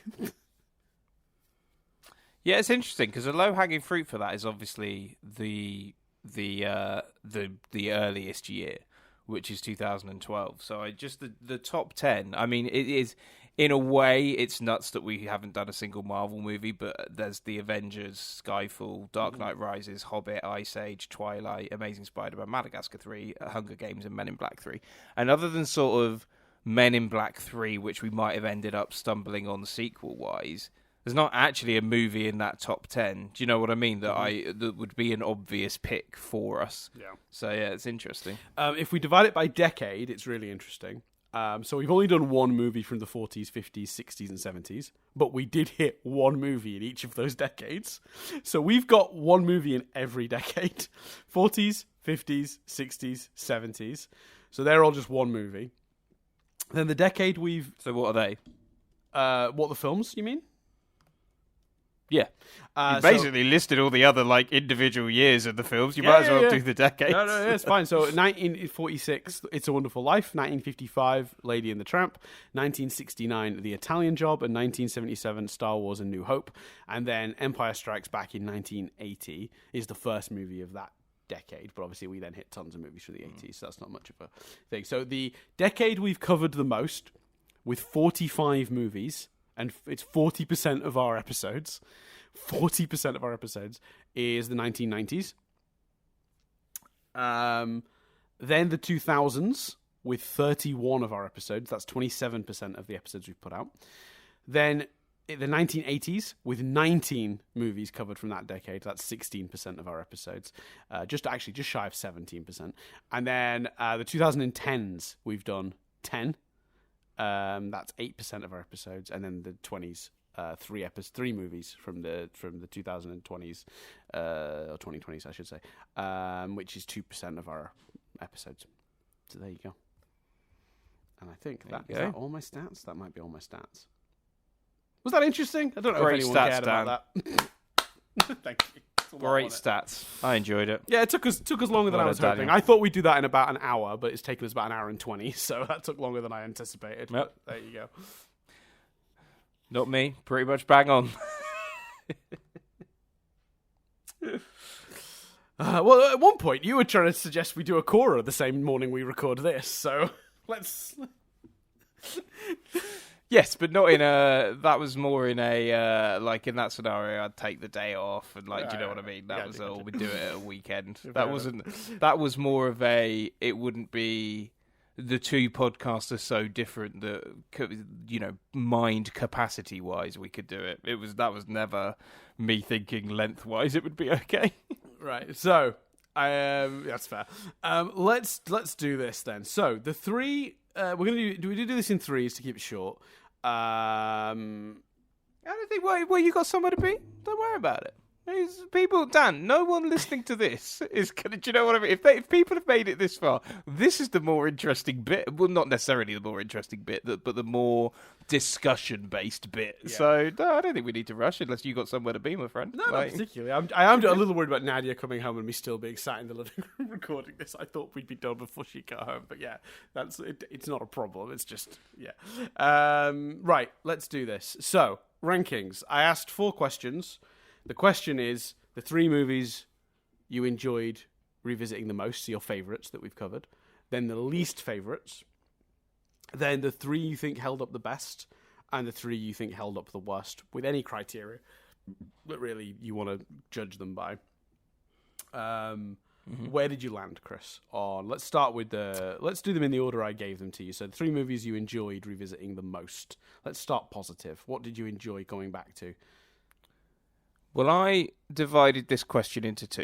Mm-hmm. So I divided it into the 3 movies I enjoyed revisiting the most and the 3 movies I most enjoyed discovering. Because we've talked before about how when I was younger, I was very much a TV guy. So there's a lot of films. There aren't many films on the list that you hadn't seen before, whereas there are plenty of films on the list that I hadn't seen before. That's a really nice way to do it.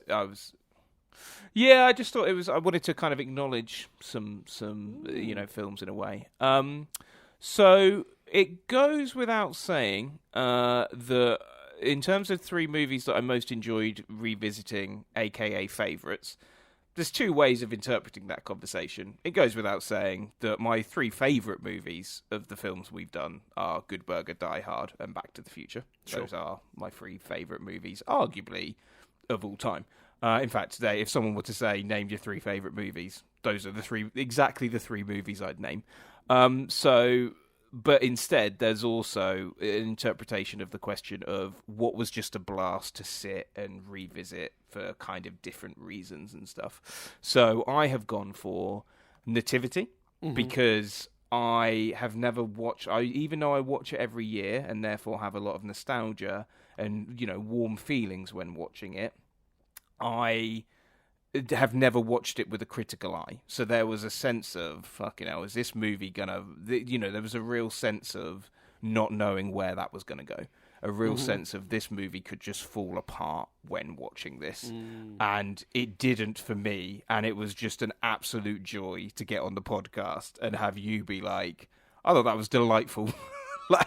And just discuss how you know what I mean. You're not going to watch it every year, but you felt the same things I felt watching it, and that was just a really nice experience. So I really enjoyed rewatching and then discussing Nativity. Yep. For very similar reasons, but more childhood nostalgia. Cool Runnings. Because, again, we just had such a blast, and it was, again, watching it.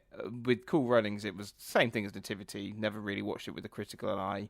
I was fairly sure it would hold up, because it's a bit more, it's got a bit more... it's a bit more known. It's a bit more highly regarded generally. Yeah. But equally, I think whilst Nativity was more of a surprise, with Cool Runnings, it was still... that joy of discovering it was amazing, but also just the nostalgia of it. I have a lot of nostalgia for that movie and haven't seen it in a long time. Whereas Back to the Future, a lot of nostalgia, but see it quite often kind of thing. So Nativity, Cool Runnings, and then I struggled with a third in a way, and I thought about bumping up Die Hard, Back to the Future, or Good Burger. If I'd bumped one of them, it probably would have been Die Hard. Because just, it's always a blast to watch, but also that revelation of, no, I am, we are right to love this movie. It is stunning. and finding out, all of the behind the scenes and stuff. But instead of doing that, I have gone with The Fast and the Furious, because the reason that was a joy to revisit was just the absurdity of where that franchise starts and all the fun with like the DVD players and all the madness of that. But two, I just remember, and obviously it goes without saying with both of us, with all of these answers, there's a degree of, if we say something here and someone has just listened to an episode and goes, well, that, you didn't account for this. There's memory. We've done 100 of these episodes. It's very hard to look at the list and remember the exact nuances of our feelings. But I remember with The Fast and the Furious being really taken by how much of the DNA of that franchise is in, though, that first movie right up top. So that really struck me when sort of looking at the list and thinking about this question. So I have gone with, in terms of revisiting, Nativity, Cool Runnings, and The Fast and Furious. What about yourself? So for just favorite, flat out, you did your favorite. What was it you said? Like Back to the Future and Good Burger and Die Hard. Good Burger and Die Hard. Favorite movies. Yeah.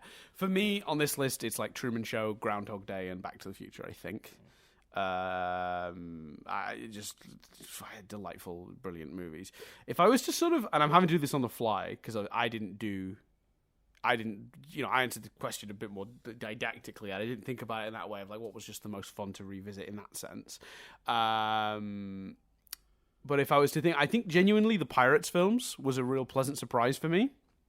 The first three, I knew the first one would hold up. I was pretty confident, but I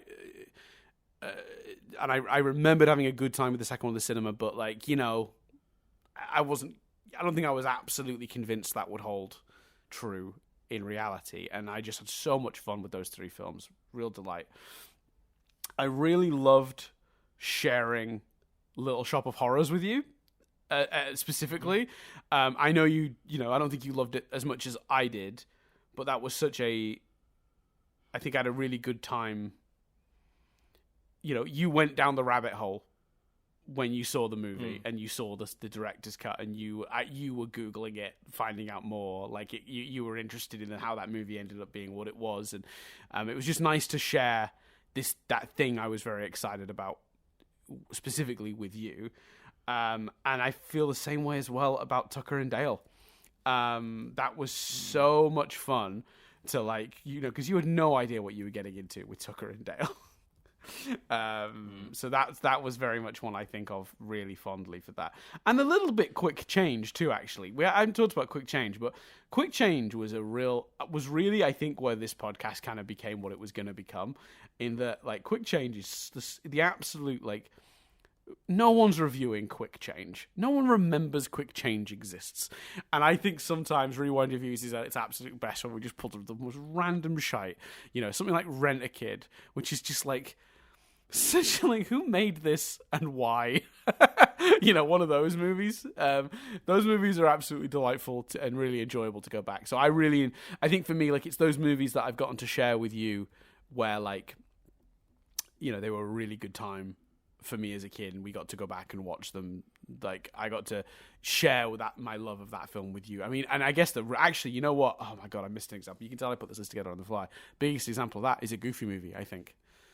Because you fucking loved a Goofy movie, and that made me so happy. Actually, you know what? I'm sticking. Yeah. So I'm going with a Goofy movie. For sharing it with you, Little Shop of Horrors for you getting nerdy into the production, because that's the stuff that interested me, and then the Pirates films just for the pleasant surprise that they were as good, and I enjoyed them as much as I did on a rewatch. The first three, very clear.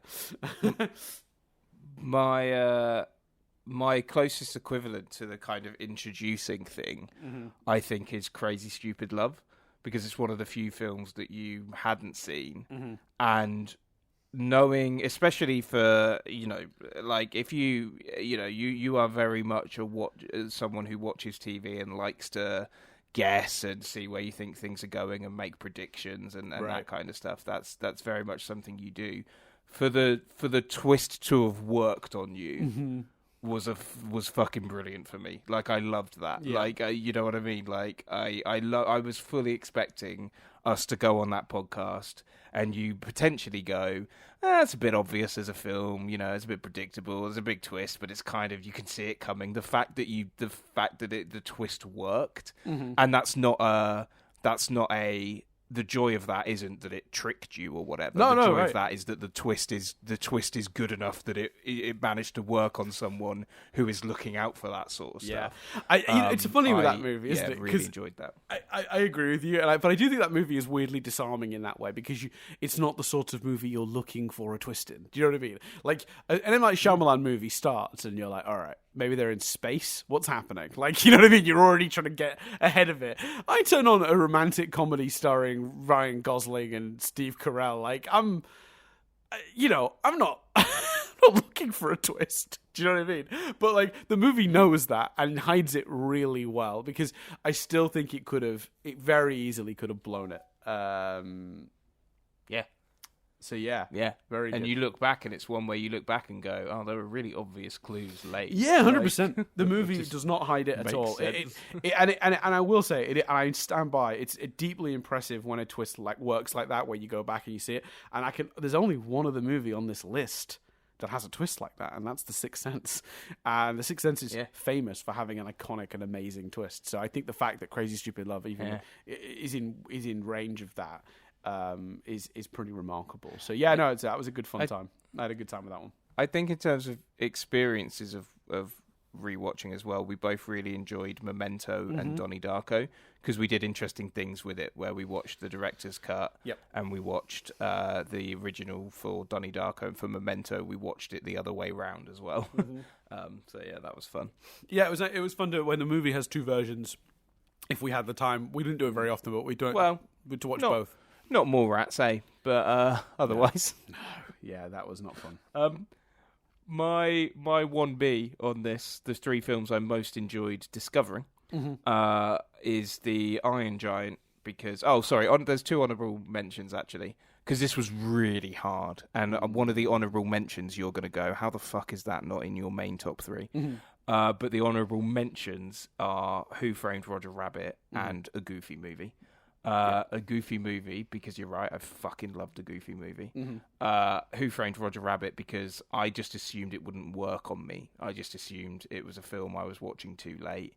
It'd become a bit of a running joke, like, oh, Chris hasn't seen Who Framed Roger Rabbit, so I'd almost become slightly resentful of the movie. But I really enjoyed both of those. But the choices I went with are what was just... Well, the first two choices I went with purely on the basis of if I had to rewatch some of these movies, what would they be? So that's The Iron Giant and It's a Wonderful Life. Which I just thought were both incredible movies. And I would, I'd rewatch them today if I had to. Really, really enjoyed those movies. Same with The Goofy Movie, but I thought there was something really special about those two movies. And the third choice is purely for what happened on the pod, how much fun I had watching it, and then what happened on the podcast, which is Last Action Hero. Because I had a fucking blast watching that movie. And again, I would it's probably the one that I would if I was just on my own, that I would just rewatch today. I would watch Last Action Movie and I would have a good time. And when to get on that podcast, I can't believe I created a film for that you like that. Like I discovered that, put a movie that you enjoyed that much, and then go on. Yeah, and then we get on the podcast, and bearing in mind it's a movie from your childhood that I chose, that you loved as a kid, that you chose, and we get on the podcast and you're like, that's fucking awful. Like I said, I was just like, what are you talking about? It's just fun. It's just harmless fun. It's great. And you were like, what? And so, yeah, I think that's sort of the experience of doing that podcast. And nothing you said mattered. I was like, yeah, I agree, but it didn't stop me. I enjoyed it. So, yeah, I really that was a good time. And you know what? I've got to say, outright, if we're just talking about, while there aren't many examples of films I haven't seen before that Chris was able to select, because as a kid I gobbled up movies. That's all I did.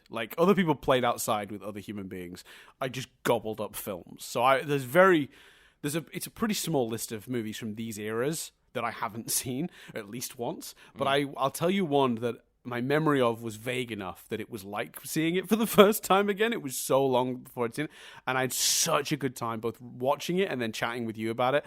And that's Shawshank Redemption. Like, my memory of it was really vague, and it's such a masterpiece. Obviously, it's Shawshank Redemption, and I'll say it right now that rediscovering how much I loved that movie. Like, if someone asked me before we did that podcast, early in this run, so a couple of years ago. Someone asked me my favorite movies of all time. Shawshank wouldn't have even entered my brain. I remembered watching it, and I remembered thinking when I watched it the first time when I was a teen or whatever, that's a brilliant movie. But rewatching it solidified it. And I don't think 10, 20, 30 years from now, anyone asks me favorite movies of all time, Shawshank's got to be in the conversation. Especially if we're doing objective, just objectively, what are the best movies you've ever sat through? Shawshank is captivating in a way so few movies are, and it was so nice to rediscover how good it is.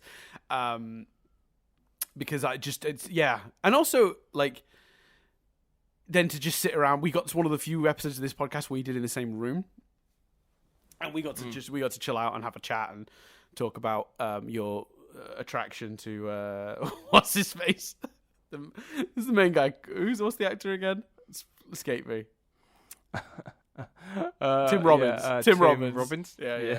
Tim Robbins without his shirt on. That was so much fun. So yeah, I had a really good time with that one. If we're just talking about having a good time doing these, we always say and this is true. We always have a good time doing this podcast, even when it's a shit movie. Which, speaking of, are you ready to move on to the second category? The movies we least enjoyed revisiting.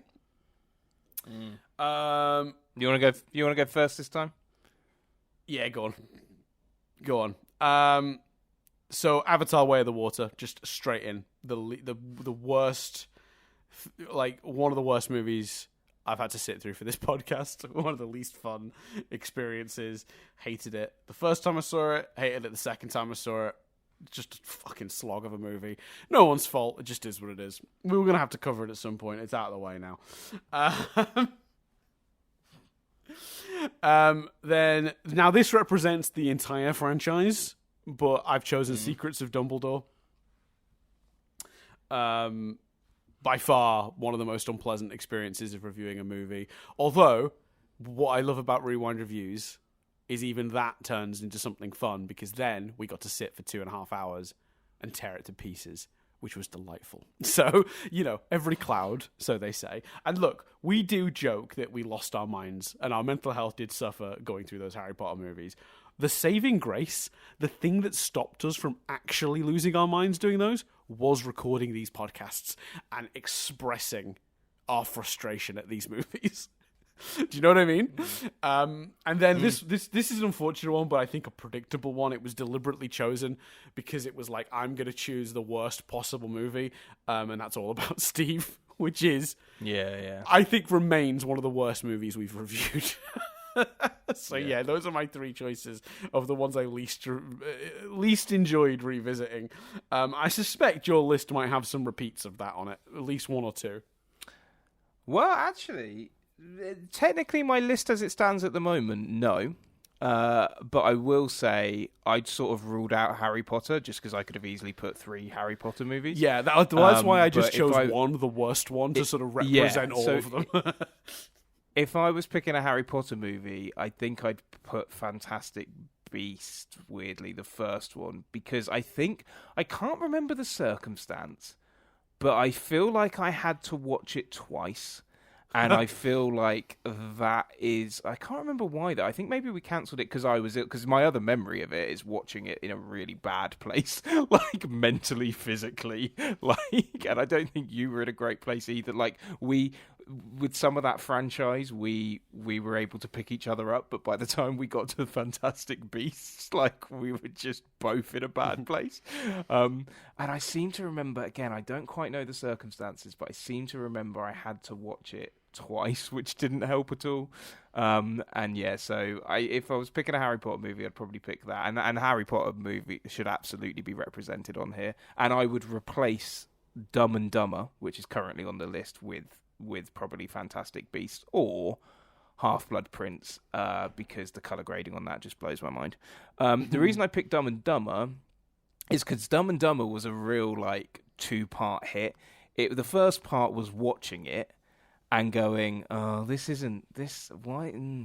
probably shouldn't be a classic, should it? But there's this and there's this. And then getting on the podcast and both talking about it and that realization of like you battered Dumb and Dumber and it's like, yeah, you're right. Like, so it's almost like some movies. Well, Dumb and Dumber is appearing on this later. You'll be surprised to hear.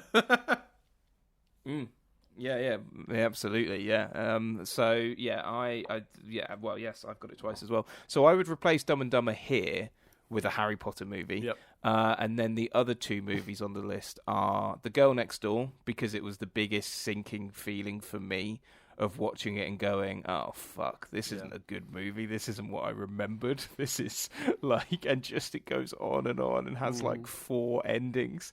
And just with every ending, I'm like, oh, God, Dan is sat there thinking, what the fuck is he thinking? No, I never think that, because honestly, no, for me, because look, we both know that we're rolling a dice every time either one of us picks one of these fucking movies. Like, that the other one is going to have to sit through a movie they potentially hate. That is always the risk. We could never actually judge each other for these picks, because if we started doing that, then this whole podcast collapses on itself, because there's no podcast at that point. We know the premise is this is kind of like that thing where it's like a Japanese thing. I forget the name of the food. It's a food stuff, and it's like a little product. It's like a tiny little bite of food, but one of them has wasabi in it and the rest don't, and they bring a tray round, and it's like one unlucky person is going to bite into the wasabi one.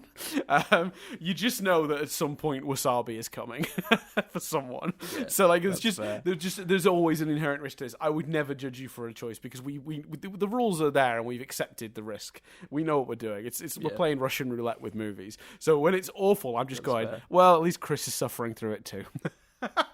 That's fair. But yeah, and the reason the third film, the reason our lists are different is because you've got the sequel, I've got the first one. So I've put Avatar on this, because in terms of least enjoying watching, for me, at least with The Way of Water, I'm watching it going, well, I know for a fact other people thought this movie was too long. I know for a fact it was a bit divisive and people didn't think it was brilliant. But Avatar, like I've got mates that are like, oh yeah, Avatar's great, and just rewatching Avatar and going, I don't fucking get it.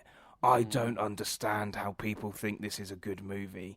It's awful in my opinion. And just that feeling of watching it going, I'm not I was pretty sure you were going to agree with me, but I'm just that feeling watching it going, I'm not the majority here. I'm the minority that feels this way, and I don't get why people love that movie and why people think. There are people that rewatched it before Way of Water, and I was like, oh yeah, it fucking doesn't hold up, does it? And they're like, yeah, no, I thought it was great. And I was like, what the fuck is going on? So I put honestly, Avatar because I feel that way about Way of Water, because Way of Water still got something shy of like 80% on Rotten Tomatoes. Like, you know, if you go to Google reviews, it has 32,000 reviews, and it is overwhelmingly 5 stars for Way of Water. People saying shit like this: stunning sequel. James Cameron is known for getting the optimum out of his cast and crew. All the actors came up with brilliant performances. Like, what are you talking about? It's a fucking dreadful movie. Like, an astonishing achievement in long-form visual effects, but not in storytelling. Okay, this guy acknowledges the problem. Okay, fair enough. That guy gets a pass. He still gave it 5 stars, though. What a twat. Give it 4 for that. Or at least. You gotta take something off it. James Cameron once again shows filmmakers exactly how it's done. This is for The Way of Water. Never doubt him.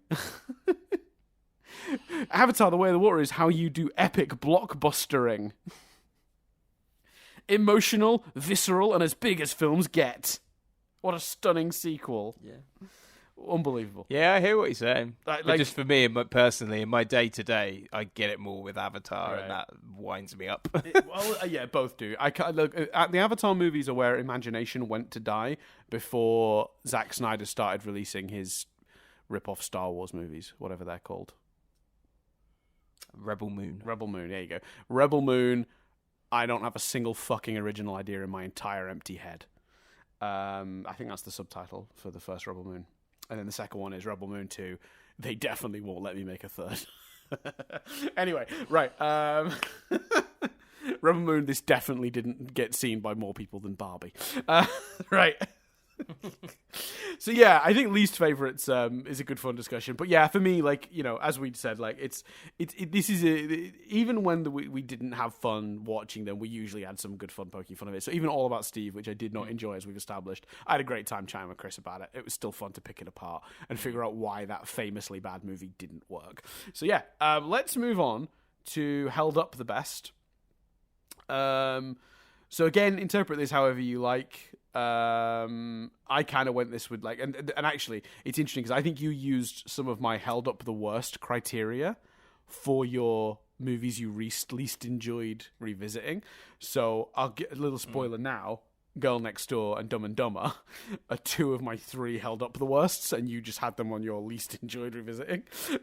So that's interesting. Yeah. So yeah, because for me, The Girl Next Door. I mean, I'll spoil it now. Dumb and Dumber is on there on my list. For me, The Girl Next Door doesn't have a big reputation. So do you know what I mean? Girl Next Door almost holds up as well as people would expect it to hold up. That was my sort of thinking. That's like I said. I knew this was going to be loosey goosey, but yeah, that's an interesting interpretation of hold up, because I think I was probably looking at it a bit more as like, does it hold up like not just which is fair. Not just in terms of quality, but in terms of like politics, morality. You know, like is it appropriate? Yeah, which is absolutely fair. It's good to have different takes. So sure. But so let's go do let's Held Up Best. So let's do your 3 Held Up Best, because we haven't. I think I started the last round. So what do you think Held Up Best? Die Hard. It's a perfect movie. It's absolutely a perfect movie. It's a Wonderful Life and Toy Story. Good choices. Yeah, they would have been on my 3. They would have been on my honourable mentions for this category. I think all of them. None of them are in mine, but they're all really up there for sure, and were definitely considered. Nice. What have you got? I don't have much. Just 3 absolute bangers, like 3 great movies. Yeah. For me, the movies that held up the best, I think The Truman Show, because I couldn't get over when we were reviewing it how poignant its point still is, and maybe even more so. You know, in the age of social media, The Truman Show's message is more valid than ever. And I think that was shocking to me. I thought a movie from the 90s would have aged worse than it did in terms of the point it's making. I thought it would feel shallow, and you know, things would have moved on. Just internet culture would have moved on to the point where the message of that movie feels hollow in a modern world. But actually, it was, like I said, more powerful than it had been when I saw it originally, and that was pretty special. Starship Troopers, because I think actually with Starship Troopers, it was misinterpreted as pro-war propaganda in its heyday, which is madness, because it is the most anti-war war movie ever. It is making fun of America's weird nationalistic, militaristic tendencies. So actually, that was really getting to watch that and talk about that and explore that modern day. Very good. And I think that message still really holds up. And then one we've already talked about when we were talking about films we enjoyed revisiting. So I won't talk too much about it, but Shawshank Redemption, because I just think because like we talked about like we don't talk about perfect movies. We talk about RoboCop, Groundhog Day, Back to the Future. Those are all like, you know, just like some of the best movies we've covered in this. Die Hard, you've already mentioned, but a movie that held up way better than I anticipated it holding up, as I said when we talked about it earlier, was Shawshank. I was really blown away with how good that was, because I feel like the interesting thing about Shawshank is, at least I think I watched it at the wrong age. I watched it at an age where I appreciated it, but didn't really appreciate it. You know, for what an incredible piece of cinema it really is, and what a great piece of character work and storytelling it is, and how each scene is just this incredible, like, emotional journey. Like every single scene, it's really powerful. So yeah, big love to Shawshank. Held up. It's one of the biggest surprises I think of this weird little experiment called Rewind Reviews for me, and definitely deserves to be on Held Up Best. So yeah, it's funny, isn't it? Because of when you gave your logic for what was your first choice? Truman Show. When you gave your logic for Truman Show, I was expecting your other two choices to be Starship Troopers and RoboCop. But I think it's the fun thing of slightly interpreting the question differently, because I expect if you interpreted the question as I did, which is just like, what are just three amazing films that are as good as you think they are, or personal favourites, I think you would go RoboCop and Groundhog Day would be in your list. So I think that's the fun of not getting too specific beforehand with definitions. Yeah, all loosey goosey. It was. I had a feeling that's how it would be, and it would be. But honestly, this last part is just an excuse for us to talk about some of our favourites and least favourites that we've gone through in different ways. Like it's just an exercise in like what was fun and what wasn't. So yeah, three films you think hold up the worst. I will say though, just to go back to the best ones that I'd won on RoboCop. RoboCop obviously does hold up the best, but I'll be honest with you, I watch RoboCop basically every other year. I knew full well I was going into RoboCop. I used the same logic. What was the movie you used that logic on, where you were just like, look, I knew that was going to be a classic. I didn't need to add it to the list. Die Hard and Back to the Future. Die Hard is my RoboCop. The way Dan feels about RoboCop is the way I feel about Die Hard. Yeah. We both watch them pretty much once a year. We both think they're perfect movies. And there's crossover. I think more so with you and Die Hard than me and RoboCop. But yeah, it's definitely our version of that for each other. And I do genuinely still believe that Groundhog Day is basically a perfect screenplay at the very least, if not perfect movie. It's pretty close to that too. So yeah, let's do three films we think held up worst. I've already given away some of mine, so this won't be a shocker. And then I've got a bonus one we can do on the fly to be a bit more positive. But yeah, go on. What are your three choices for this? So we already talked about Dumb and Dumber. I think the reason I don't think this held up very well is I don't think it was as consistently funny as I remembered it being as a kid. Because once you age out of the slapstick humor, that actually takes a chunk out of the movie's hit rate. So it doesn't even have that to fall back on when it's doing gay panic and other inappropriate or poorly aged jokes. So it's a really unfortunate combination of the movie not being as good as I remember it, just in terms of pure quality, plus not aging well and being a little problematic about some of its stuff, which we gave it a sort of, not a pass for, but we sort of said on the podcast, but we understand this is more to do with the era that it came out in. And its sequel, I don't remember 100%, but didn't have anything as bad, I don't believe, as like the gay panic stuff in the first one, or did it? Oh, I can't even remember. I think I've purged the second one from my brain. Anyway, so yeah, Dumb and Dumber for sure. Girl Next Door for similar reasons. It's a really bad movie.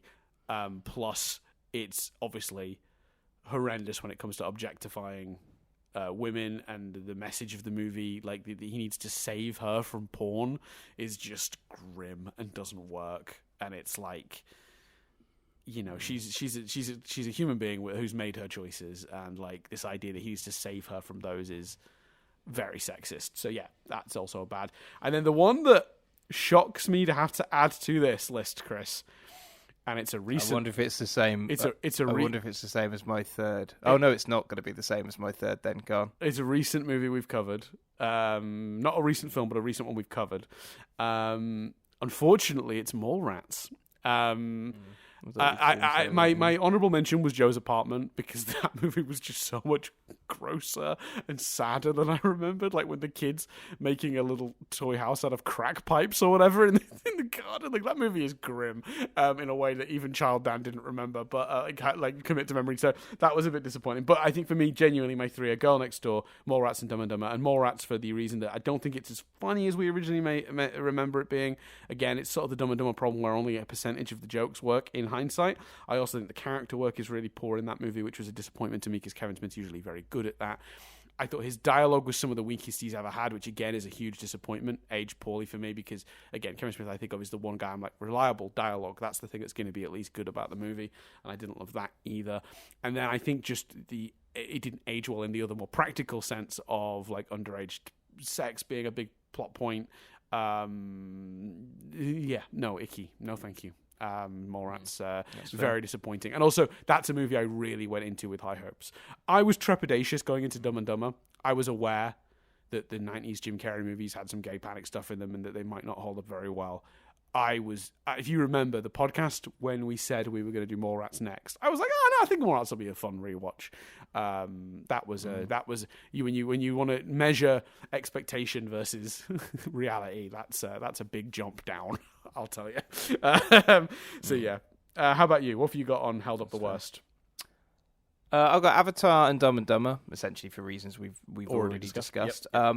And then my third choice for this, which I think is going to be very controversial, but I felt watching it, and it's a personal choice, but I think it's one of the biggest gulfs, and maybe, as I think I probably said on the podcast, I just watched it at the wrong time, but I think it's a biggest gulf between the movie's reputation and how it's remembered by people and my experience watching it of just going, I don't think this is that at all. And I don't think for me it's the definition of doesn't hold up, or potentially the definition of doesn't hold up. Go on. So I've put Hook. Wow. I don't think Hook holds up, man. I just think it's a really flawed movie. Yeah, and that I'll acknowledge, because when we did the review, I had to sort of go I love this movie, but it was a lot of that, Yeah. There was definitely a bunch of problems. So I had to acknowledge that when you're doing I love this movie, but how much of the I love this movie is nostalgia related rather than just practical head on straight. Objectively, this isn't working. You know what I mean? That's really interesting. Yeah, Just you think Tinkerbell, just as a character is just completely it's just there's just a bunch of stuff. I really remember watching it being like, huh. So yeah, I put Hook. Yeah, that's shocking. And I still remember. I think I talked about this on the podcast. I still remember saying to someone I don't get, the film isn't about Hook at all. Why is it called Hook? And someone went, what did you expect it to be about Hook? And I was like, yeah, the movie's called Hook. Yeah. He's the biggest thing on the poster. I don't think I'm being unreasonable here. Yeah, that's fair. That's fair. So, before we move on to your... Oh, go on. Finish that point. Yeah. No, go on. I was going to move us on to my other question. Yeah, so I just to sneak in, because I thought about a category we could add as well very quickly, but mine's a more negative one, so I'd like to do mine before we do yours. Do you have a biggest regret, in terms of a movie you selected? I think probably The Girl Next Door. Let me just look at the list. Yeah, because that's what I've been thinking about a lot. And I have come back a few times to it was my choice for us to do that series of Harry Potter ones, and I still think that's my biggest regret, because not only did I make us suffer through one movie, I made us suffer through 11, and that's bad. So I don't think any single movie could have tortured either of us as much as we did with those Harry Potter ones. So I think that's my biggest regret. Have you got a bigger regret? No, I'd say The Girl Next Door, but just a fun one. Mouse Hunt was. I remember watching that in the cinema, and I remember watching it with family, and I remember watching it as a kid. I remember the VHS and what it looked like and felt like. I had a strong nostalgia for Mouse Hunt, and I wish I'd picked Mouse Hunt later, because I wasn't ready for you to be as brutal to Mouse Hunt. Because, I wasn't ready for you to just tear Mouse Hunt to shreds. And I think if I'd have picked it later, maybe I'd have felt differently, or you know what I mean? Because, Mouse Hunt, if my memory serves, Mouse Hunt, as a podcast, is you tearing it to shreds and me going, it's fun though, isn't it? It's like a live action cartoon. And you're like, but not a good one. What are you talking about? So it's not as bad as The Girl Next Door. The Girl Next Door is the answer. But when I look at that list, Mouse Hunt makes me...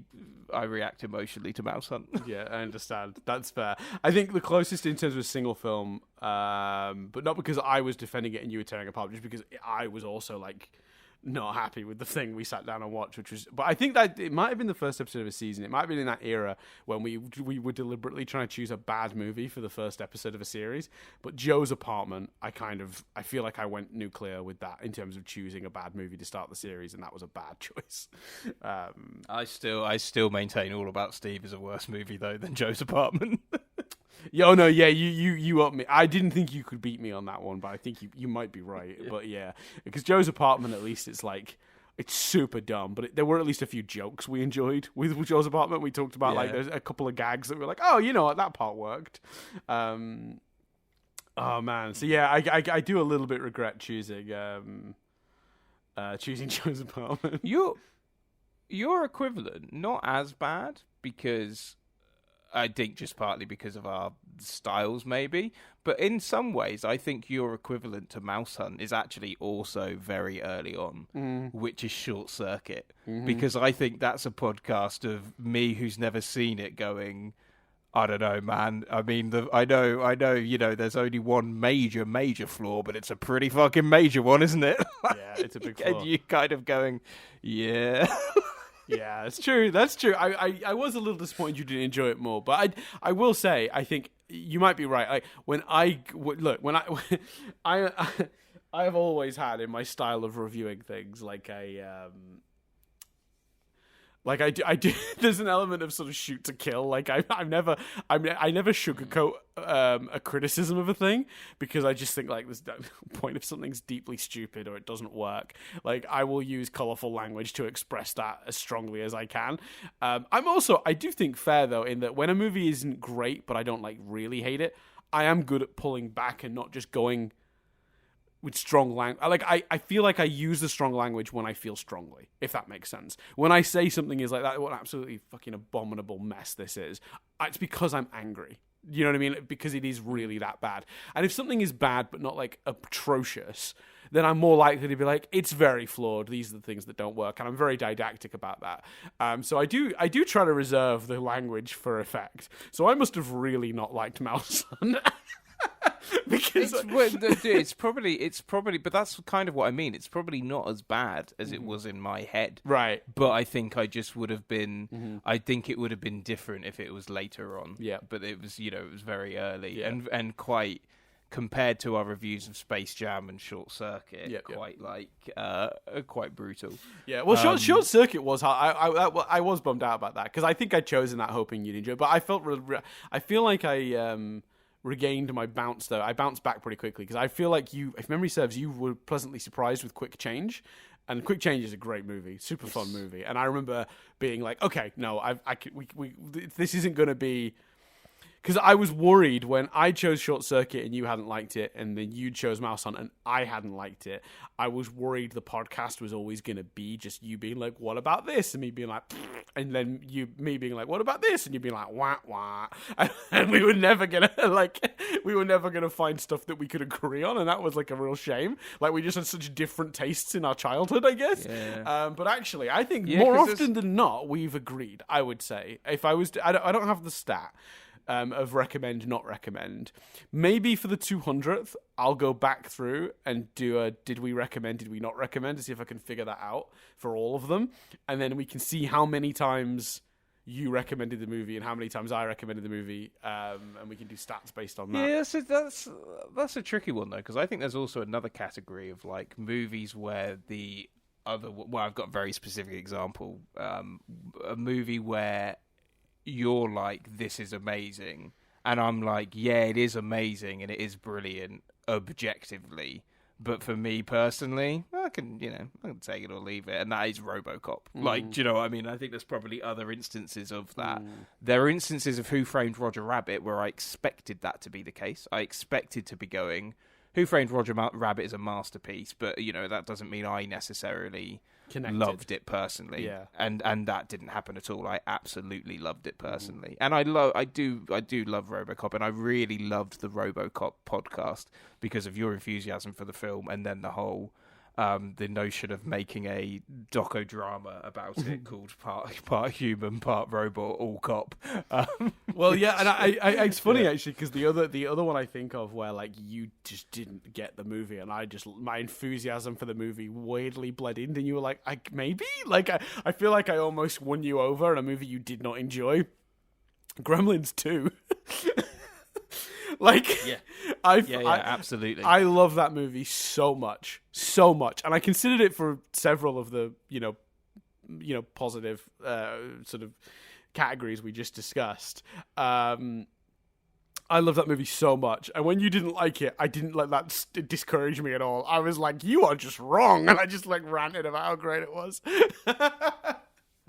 Yeah, I fucking love I don't think I won you. I don't think I won you round, but I think you were definitely less brutal on Last Action Hero by the time we'd finished that podcast. I would agree. I know you definitely softened me across the course of that. I'd 100% acknowledge that. But this is what I mean though about like I can be quite a harsh critic, but I do also think that like I do strive for a certain amount of balance, and if I'm being particularly harsh, it's because the movie or TV show we're reviewing really has failed on many, many levels. Like, and I'm emphasizing how strongly that is the case. You know, that's when I'm really getting angry at using all that language, and I'm really coming down on something.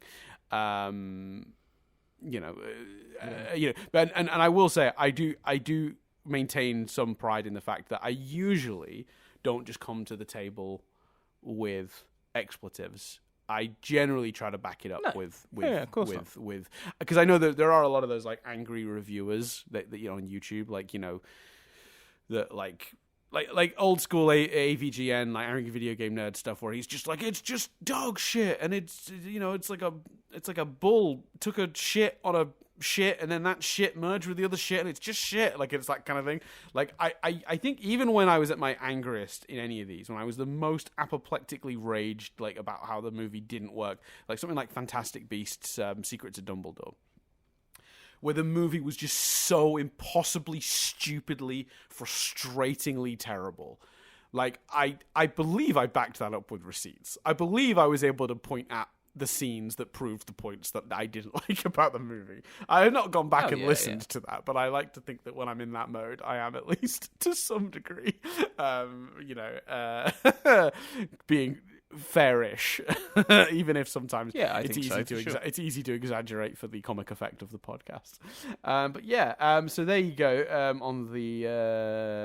You have one more question though. We have one more point. What was your last remaining? Because I'm curious. You want to end on a positive. I would also like to end on a positive. That would be nice. What are some films that you think in 112 episodes, it's just batshit crazy that we've not got to? It's just like, how have we not reviewed that by now? So I've got some suggestions. If you want to start, because I'll need a second to have a think about that. But it's a good question. I think the biggest one, although there's a slight caveat of one of the reasons for it is because there's a discussion of, does it become a franchise we do, and do we do it as a trilogy, or do we do it as whatever? I think it's potentially Jurassic Park. Yeah, it's the first thing that came to my mind. Yeah, it's nuts that we haven't done Jurassic Park. I do think there is that caveat of, well, how do we do Jurassic Park? I also think on that list is The Lion King, just as like a real film of our childhood. Like, people could, if people were naming 112 movies from their childhood or whatever, and I know that's not always been the parameters of this podcast because of sequels or whatever, but, people our age are naming The Lion King, and we've not done it. I also think a real personal one for the two of us, in terms of absolutely have nostalgic for it, memories of loving the movies, probably haven't watched it in a while, but also, are there things that are going to hold up or not hold up about it? I think it's really surprising we've not done Mrs. Doubtfire. Yeah, Mrs. Doubtfire is one of the ones I've stumbled across while I was looking, while we were thinking. Yeah, and then I think a personal choice for me, and actually, I think a choice because I was so badly burnt, as we've talked about, by The Girl Next Door. But I think a choice for me that I'm like, oh, I would have thought I'd have picked that by now is American Pie. Yes. Yeah, I'm surprised you haven't picked American Pie yet, because I know how much that franchise kind of meant to you when you were younger. Yeah. You love those movies. So, like, it's going to be really interesting to see. Because I remember being really surprised when when we first started hanging out. I think you had, like... What was the fourth one that didn't have the main cast? American Pie Band Camp. Like, you had that on DVD or something, and I was like, why? And I discovered your love of those movies. I might have done, yeah, or I had it. Yeah, I certainly had it. At one point, I'd nearly bought the box set of them all, and I think I have seen them all as well. Mm-hmm. American Pie 2 is the one that I have a real emotional connection that I'll explain when we get there. Mm-hmm. But American Pie 2 is one of the most emotional connections from like my teenage years for sure. Which, like I say, one day maybe we'll tell that story. But yeah, and in terms of individual films where there's not the franchise debate, but I think more, I don't want to take a choice you're about to name away from you, but I think Ghostbusters is one that you probably would have expected. I've highlighted here picked. as well. Yeah, Ghostbusters for sure. I think Ghostbusters is an obvious, like, we're going to get to that. It's almost in that list with, like, Goonies, which, like, I barely remember. I didn't love as a kid. E.T., Babe, Free Willy. These are all movies that were... Yeah. Stand By Me. And on the other end of the spectrum, Independence Day. I think a lot of people would have expected we'd have done that by then. Yeah. I mean, I've never seen it. But, I would love at some point to cover Pokemon the first movie, because I think it'd be really funny to make you watch that. We've not done Batman 89 yet. We have yet to do Terminator, which is a fucking huge one. That's nuts, actually. That's really nuts. That's mad. We've not done Forrest Gump yet. We've not done Ace Ventura yet. We've not done Twister. Ace Ventura is another one that's mad. Twister's a bit of a surprise. Independence Day is a bit of a surprise. I considered both Forrest. I considered Forrest Gump and Mrs. Doubtfire and one of the other ones you just named, Ace Ventura, when I was trying to think about the next choice. I think as well, in terms of bearing in mind, and we'd have done it as a trilogy, but bearing in mind we've done nearly... Well, how many trilogies have we done? We must have done like 8, 9 trilogies. Yeah, something like that. The fact that we've not done Sam Raimi's Spider-Man is mad. Yeah, but I think that's because of the format. We're basically we're saving trilogies because we know we do one trilogy per season, and at a certain point we're going to be out of like iconic trilogies. So I think that's the reason we haven't covered Alien as well. I feel like we'll do the Alien movies together, but we probably do those as a quadrilogy because that is what that was. I remember buying the Alien quadrilogy box set when I was younger. I think as well, the fact that we've gone this long, I know they're not particularly from our childhood, but the fact that we've gone this long without a Marvel movie, an MCU movie, is mad. I think I think that makes a lot of sense. I think the reason we're not doing MCU movies is because there's an element of commitment. Do we watch Iron Man and then what? Just Avengers, or are we going to start having to do one Marvel movie a year until we've done all 22 all the way up to Endgame? Like it seems like a lot of commitment. I'll tell you the other two then that is more like, oh, that's surprising. Batman 89. Yeah, the fact that Batman 89 hasn't come up is mad. Yeah, I named that in my last batch. There, that Batman 89 is a big one for sure. And then the other one, but I think I toyed with picking this, but my problem is I think there's a really obvious choice that fits the brief of Rewind reviews, and I haven't actually seen it. So GoldenEye, we've not done a James Bond movie, and I think GoldenEye absolutely fits the brief, but I haven't seen GoldenEye, and I toyed the other day with picking The World Is Not Enough or Die Another Day, which I have seen. But I was like, it just seems so weird to me. If we're going to do a James Bond movie, it surely has to be GoldenEye. Yeah, I think it does. Yeah, I agree with that. I 100% our agree generation. But we've still not done Spinal Tap. We've still not done School of Rock. Yeah. If we're talking about personal, there's a movie called The TV Set that I've back pocketed to show you. Specifically, I can't wait to share that movie with you. I think you'll really enjoy it. I think you've done that. We watched that at uni. Oh, did we watch it together? All right. Well, there you go. I back pocketed it a second time.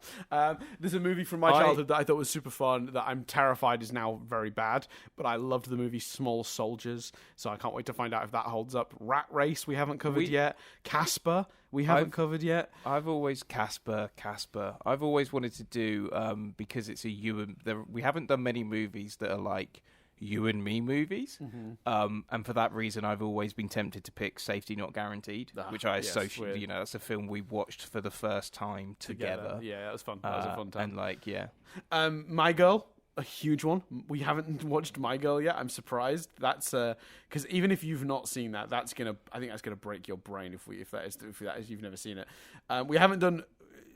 Sort of the animated movies that I particularly gravitate towards. I liked Hercules and Tarzan, even though no one else likes those movies. Basil the Great Mouse Detective is another animated film that I absolutely loved as a kid, that we've not yet covered. We've not done Jaws yet.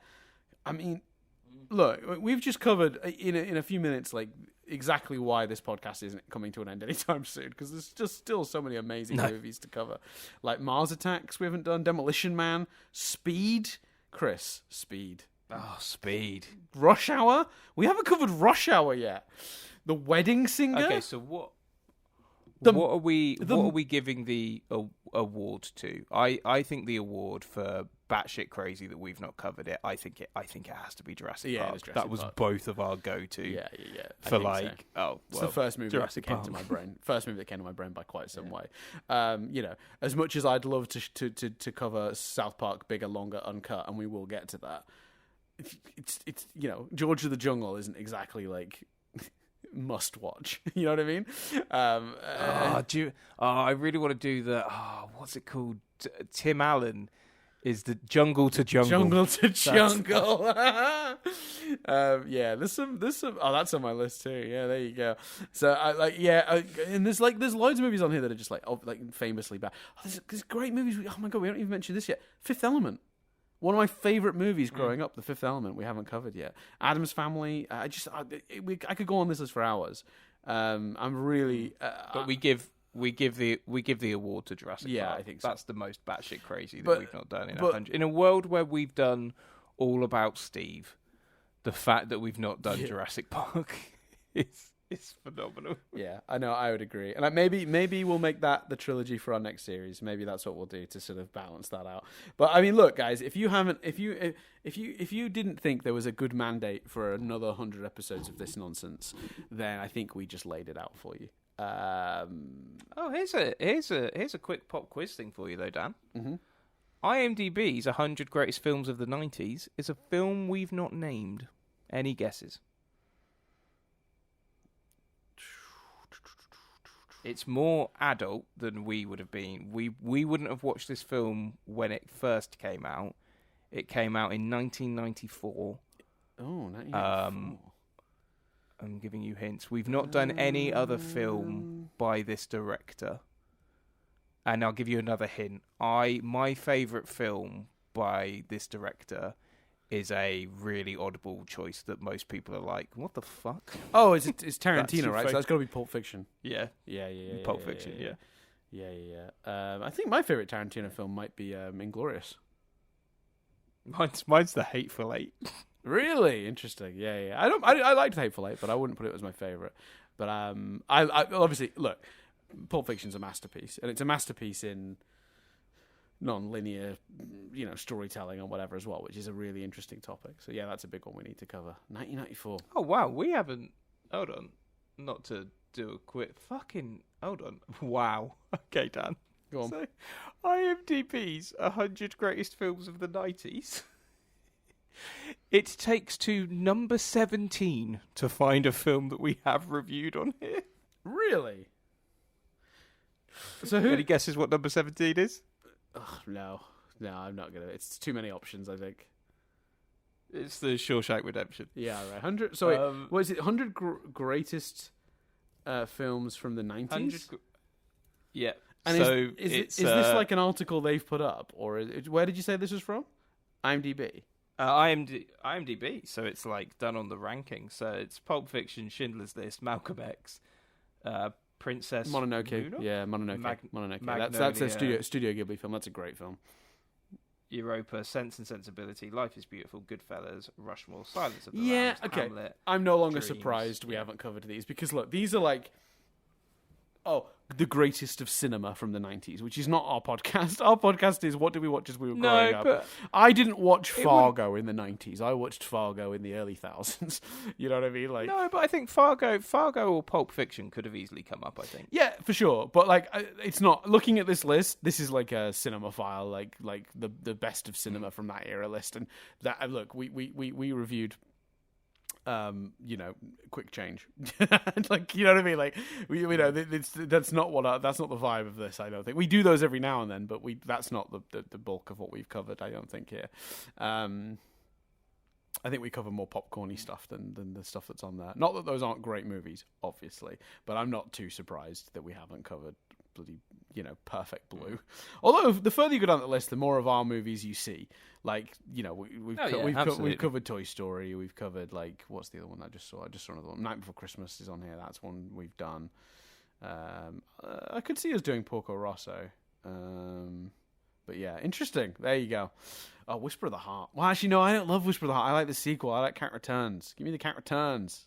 Why are there so many Ghibli movies in this list, though? That's crazy. Pleasantville. Now that's going straight on my list. I'd forgotten about Pleasantville.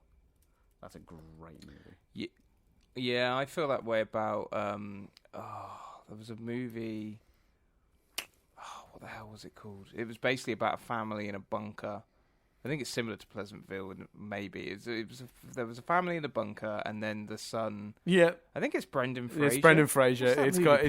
It's called like Blast from the Past or something like that. It's Brendan. Yes, I think it is Blast from the Past. Brendan Fraser gets locked in a bunker, and then it's not quite.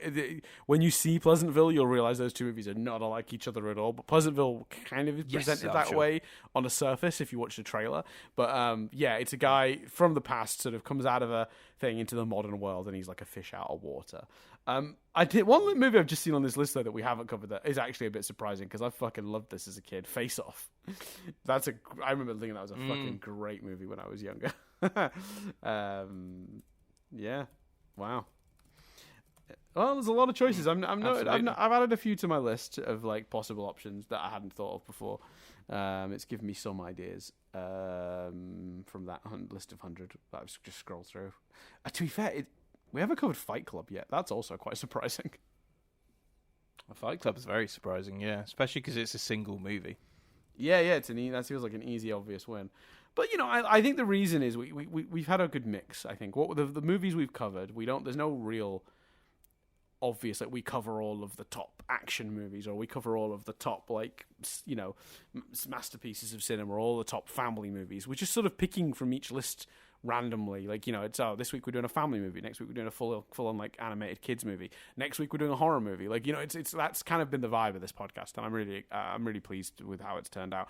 The sad thing about what's happened here, though, I will say, Chris, is I don't think the stats were necessarily as interesting as the conversation that followed it, where we talked just about our favorites. And it's sad that I think a lot of people won't hear this because they won't have gotten through the figures. But look, we tried. I don't know. So we could always record an intro and just put. No, we can't really put in the other way around, I tell you, no, we'll do. What we'll do, I'm going to snip this bit out and put it at the front also. So listen, everyone's going to hear this twice, but I don't care. Hi, Dan here. The podcast you're about to hear is kind of a podcast of two halves. The first half, just do some stats. Some people will find that interesting. Most of you will find that boring. Jump ahead, and towards the back half of the podcast, we start breaking down our favourites and least favourites of all the movies we've covered over all the years. And that's a much lighter, more interesting, engaging conversation that's less just numbers-based. So if you're a big old nerd that wants all the facts and figures, stick with us. If not, skip ahead a bit. You'll enjoy a little bit of reflecting on our enjoyment. There you go. Reflecting on our few years of reviewing movies. There you go. I did it. I'm just going to snip that out and stick it at the front. Hope you all enjoyed hearing that twice. I bet they did. So yeah, that's been. I mean, that's everything. We're coming back next series. I've already forgotten what movie you've chosen for the first one. Jack, that's right. Yes, I'm excited about Jack. Here we are being like, we haven't chosen Pulp Fiction yet. We haven't chosen Fight Club yet, and you're like, Jack. Well, I'll tell you now, because I think I hinted, but I didn't fully reveal but now that we've talked about what it's mental that we've not, what is crazy that we've not done, Mrs. Doubtfire or Jack was the choice, and it was very nearly Mrs. Doubtfire. But my logic in that moment was, actually, you know what? Fuck it. What would I rather sit down and watch? Not what do I think is going to be better, but if the two movies are in front of me right now, what am I putting on? And the answer is Jack. So I went for Jack. Yeah, I think that's fair. I think that's absolutely fair. How long have we been doing this podcast for? Not this specific episode. This is like well over 2 hours now. But let me I'll quickly skim down. I'm curious, Chris. When was our first episode? Wow. Okay. Oh, what little unaware children we were. We started Rewind Reviews, Chris. Not recording, obviously, because we record these in advance. But we started releasing Rewind Reviews on October the 15th, 2019. Just 2 or 3 months away from the world ending. Well, that's the thing. Like, that's what blew my mind about that. I would not have thought it was only 5 months from lockdown. That's crazy to me. So yeah, look, guys, we are nearing 5 years of this podcast in October this year, and in that time we've done 100 episodes, and we're really grateful for anyone who's listened, and you know, to be all sincere and mushy, like, this is absolutely a passion project, in that we do this because we really enjoy doing it. So the fact that anyone listens at all is a bonus, and we really appreciate anyone who is on that journey with us, having fun with us, watching these, listening to these. I say watching, there's no watching to be done really, unless you want to watch that tape go around some more. I sometimes get lost in that when I'm editing it. I just watch the tape go around. Bit hypnotic. But yeah, I just wanted to thank everyone who's stuck with us through all these. I know I already kind of said something similar at the end of the actual 100th review, but the urge to be sincere for a minute is real, and yeah, we're just very grateful for anyone who does listen. Yeah, absolutely. No, absolutely. I echo exactly what Dan's just said, especially with this podcast where it's so sort of personal to us in that, you know, it's just, you know, we're really, you know, we're reviewing the parole officer, you know, for our own sort of enjoyment. So the fact that anyone gets any kind of enjoyment from it, no matter how small that number might be, is really cool, and we really appreciate you. You know, I think not. Can I? Do you think this is fair? No, it's probably not, and it's so wanky. But I'm gonna say it anyway, Dan. No, I don't want to. No, say it. I don't want to say it. Say it. I reckon not everyone who listens to Rewind Reviews is a die-hard fan of Nothing But Static. But I reckon most of the die-hard fans of Nothing But Static listen to Rewind Reviews. Yeah, that's probably true. Do you know what I mean? That's true.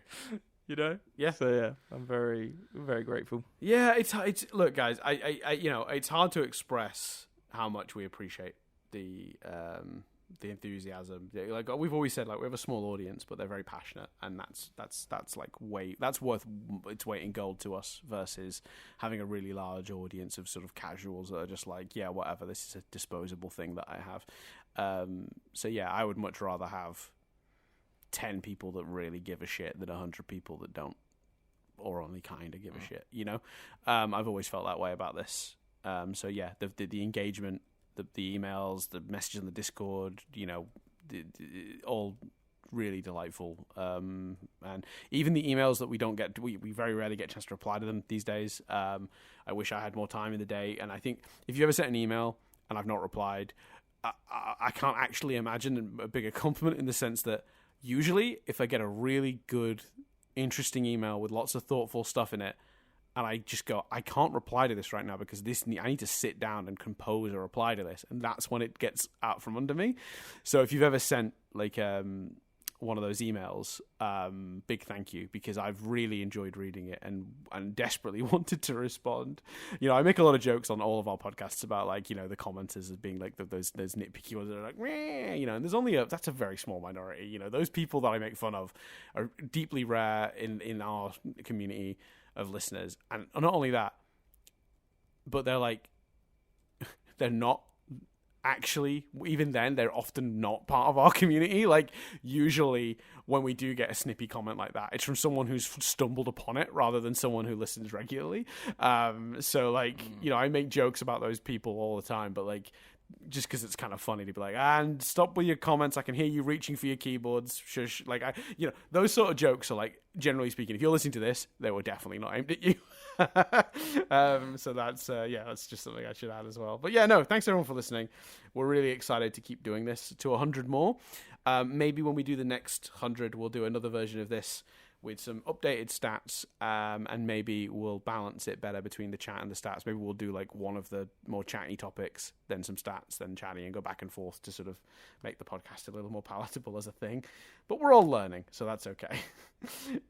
This was a bit of an experiment, but 200 to 200 hopefully, right? Right? Yeah, absolutely. Right, Chris? Yeah, of course. Right? Well, we're already Yeah. In many ways, we're already 112 in, so don't worry about it. That's true. Yeah, we're not as far from 200 as we thought. By the time we get to 200, we'll actually be on 224, because we'll have snuck in a season of Marvel movies or some bullshit like that. Oh God, I don't even want to. No, I'm gonna, but walk that back. Nope, we're not doing that. I'm not even saying that as a joke. I think that's. No, I think there's an easy option for that, because obviously Marvel is 20, 30 movies. I think there's an easy equivalent for Harry Potter, and I think it would be more pleasurable than the Harry Potter movies as well. Oh, I'm fascinated. Are you going to tell me, or is it a surprise? No, I'll tell you. Doing a Spider-Man season. Oh, right, doing it would all be. the Spider-Man movies. Because there's 9 of those in now, one season. Right? No, there's 8 of those. 8 of those. 3, 2, 3, 2. So that's 10. Wait, what? 3, 2, 3, 2. Yeah. Where's this extra 2 coming from? 3 Rami. Yeah. 3 Amazing Spider-Man. No, just 2 Amazing. No, just 2 Amazing Spider-Man. Sorry. So it's 3 2. So the first 3 2 is 3 Rami, 3 Rami, 2 Garfield. Then just 3 Hollands. 3 Holland and 2 Into the Spider-Verse. Oh, I forgot all about Into the Spider-Verse. Yeah. Yeah, that's a great idea. And by the time we did it, the third Into the Spider-Verse would probably be out, so it would actually be 11. Which is the correct number to do a season of Nothing But Static. Yeah. Well, there you go, guys. We've not Nothing But Static, Rewind Reviews. There you go. A vague possible thing we could do, maybe in the future. We're not committing to, but we're just sort of floating the idea that maybe within the next 100 episodes, we do another season of one thing as a bonus season. Just to throw the number off even more. I like the idea, Chris, that when we get to episode 500, I'll be like 596. Yeah. We're celebrating we're celebrating 500 episodes, but we've nearly done 600. Especially because we've factored in Harry Potter to our answers. I think it'd be different if we didn't talk about Harry Potter, but we did. Yeah, well, look, I factored in anything that was in the feed. So actually, if anyone paying attention will have noticed I said 112, not 111. And the reason is I forgot we reviewed Last Airbender. That was the one that snuck in under the wire. And at some point, maybe I'll release our... what was it called? Honey, We Shrunk Nothing But Static. We'll put those on this feed. So for those who don't know, the way this podcast, one of the ways this podcast started, many just random things coalesced to make this podcast happen. One of the small things was that we joked on our Steven University podcast that we were going to review all the Honey, I Shrunk the Kid things. And it was the 3 movies, the TV show, and the ride. We were going to do a week where every day we released a review of a Honey, I Shrunk the Kids based property, and we did exactly that. Cool. Monday to Friday. Called Honey, I Shrunk Nothing But Static, which is one of my favourite things about it. Yeah, Honey, I Shrunk Nothing But Static. And it still gets thousands of views every day from people thinking it's the movie. It's amazing. because I made like an animated intro, which I think people think, and I put some sort of vaguely Honey I Shrunk the Kids-esque like free use music underneath it. And it goes do do do do do do do do do do. It's like doing, and it's got like the Honey I Shrunk the Kids logo, and then it cuts, and it's just you going, Honey I Shrunk, Honey I Shrunk, Honey I Shrunk nothing but static, and like you do like, and it's like such a, to the people who think that upload on YouTube is the movie, it's the biggest insult because we. To them, it's like we really make it seem like it's the movie, and then you just cut in badly singing. Hold on, so that's just... Okay. So it's the video on our channel that has the absolute most dislikes by a country mile. To give context here, to best demonstrate what you're describing, to give context... Honey, I Shrunk the Audience, the third episode of Honey, I Shrunk Nothing But Static, which is us reviewing the ride, it has got 735 views. Yep. The first episode, which is what Dan's describing, where people think think it's the movie, has got 73,000 views. Yeah, all of which last about a minute. On the stats, it says how long they watched. It has got... I can't see how many dislikes it's got. Let me have a look. I can find that out. I can get that. I think I'm allowed to see that, but I think they've hidden dislikes from the general public now. Let me find it. 1 second. I still like some of the comments though, because a lot of the comments are from like listeners. So it says things like, "I can't believe it's actually here after all this time. Mm-hmm. It's here. The mad lads actually went and did it." Yeah. At long last. Amazing. Yeah, so this, I've got it here. Let me see if I can see the like to dislike ratio. It's so and good. have you got the stats on how many people click off it within like a minute? Almost all of those is what it's like. Almost all, like it's 70,000 views. Almost all of them. Okay, analytics. Let's have a look. So the average view time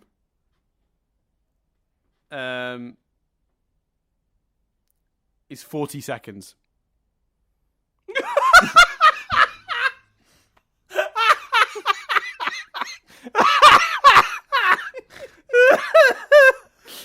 40 seconds.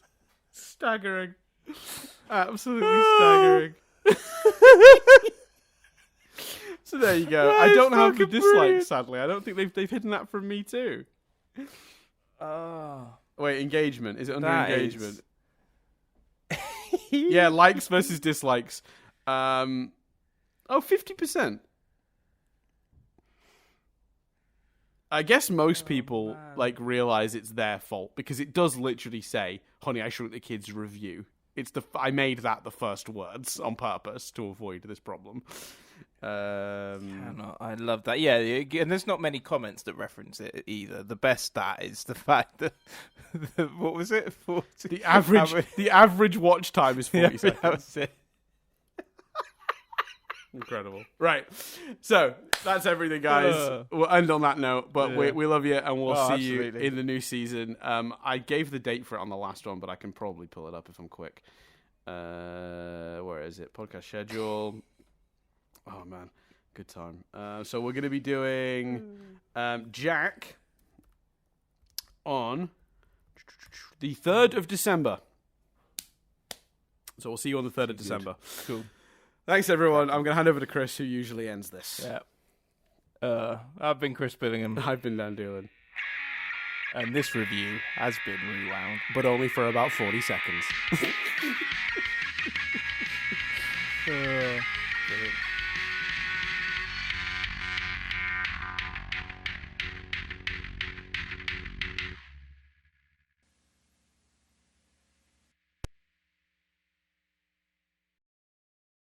What do you do? The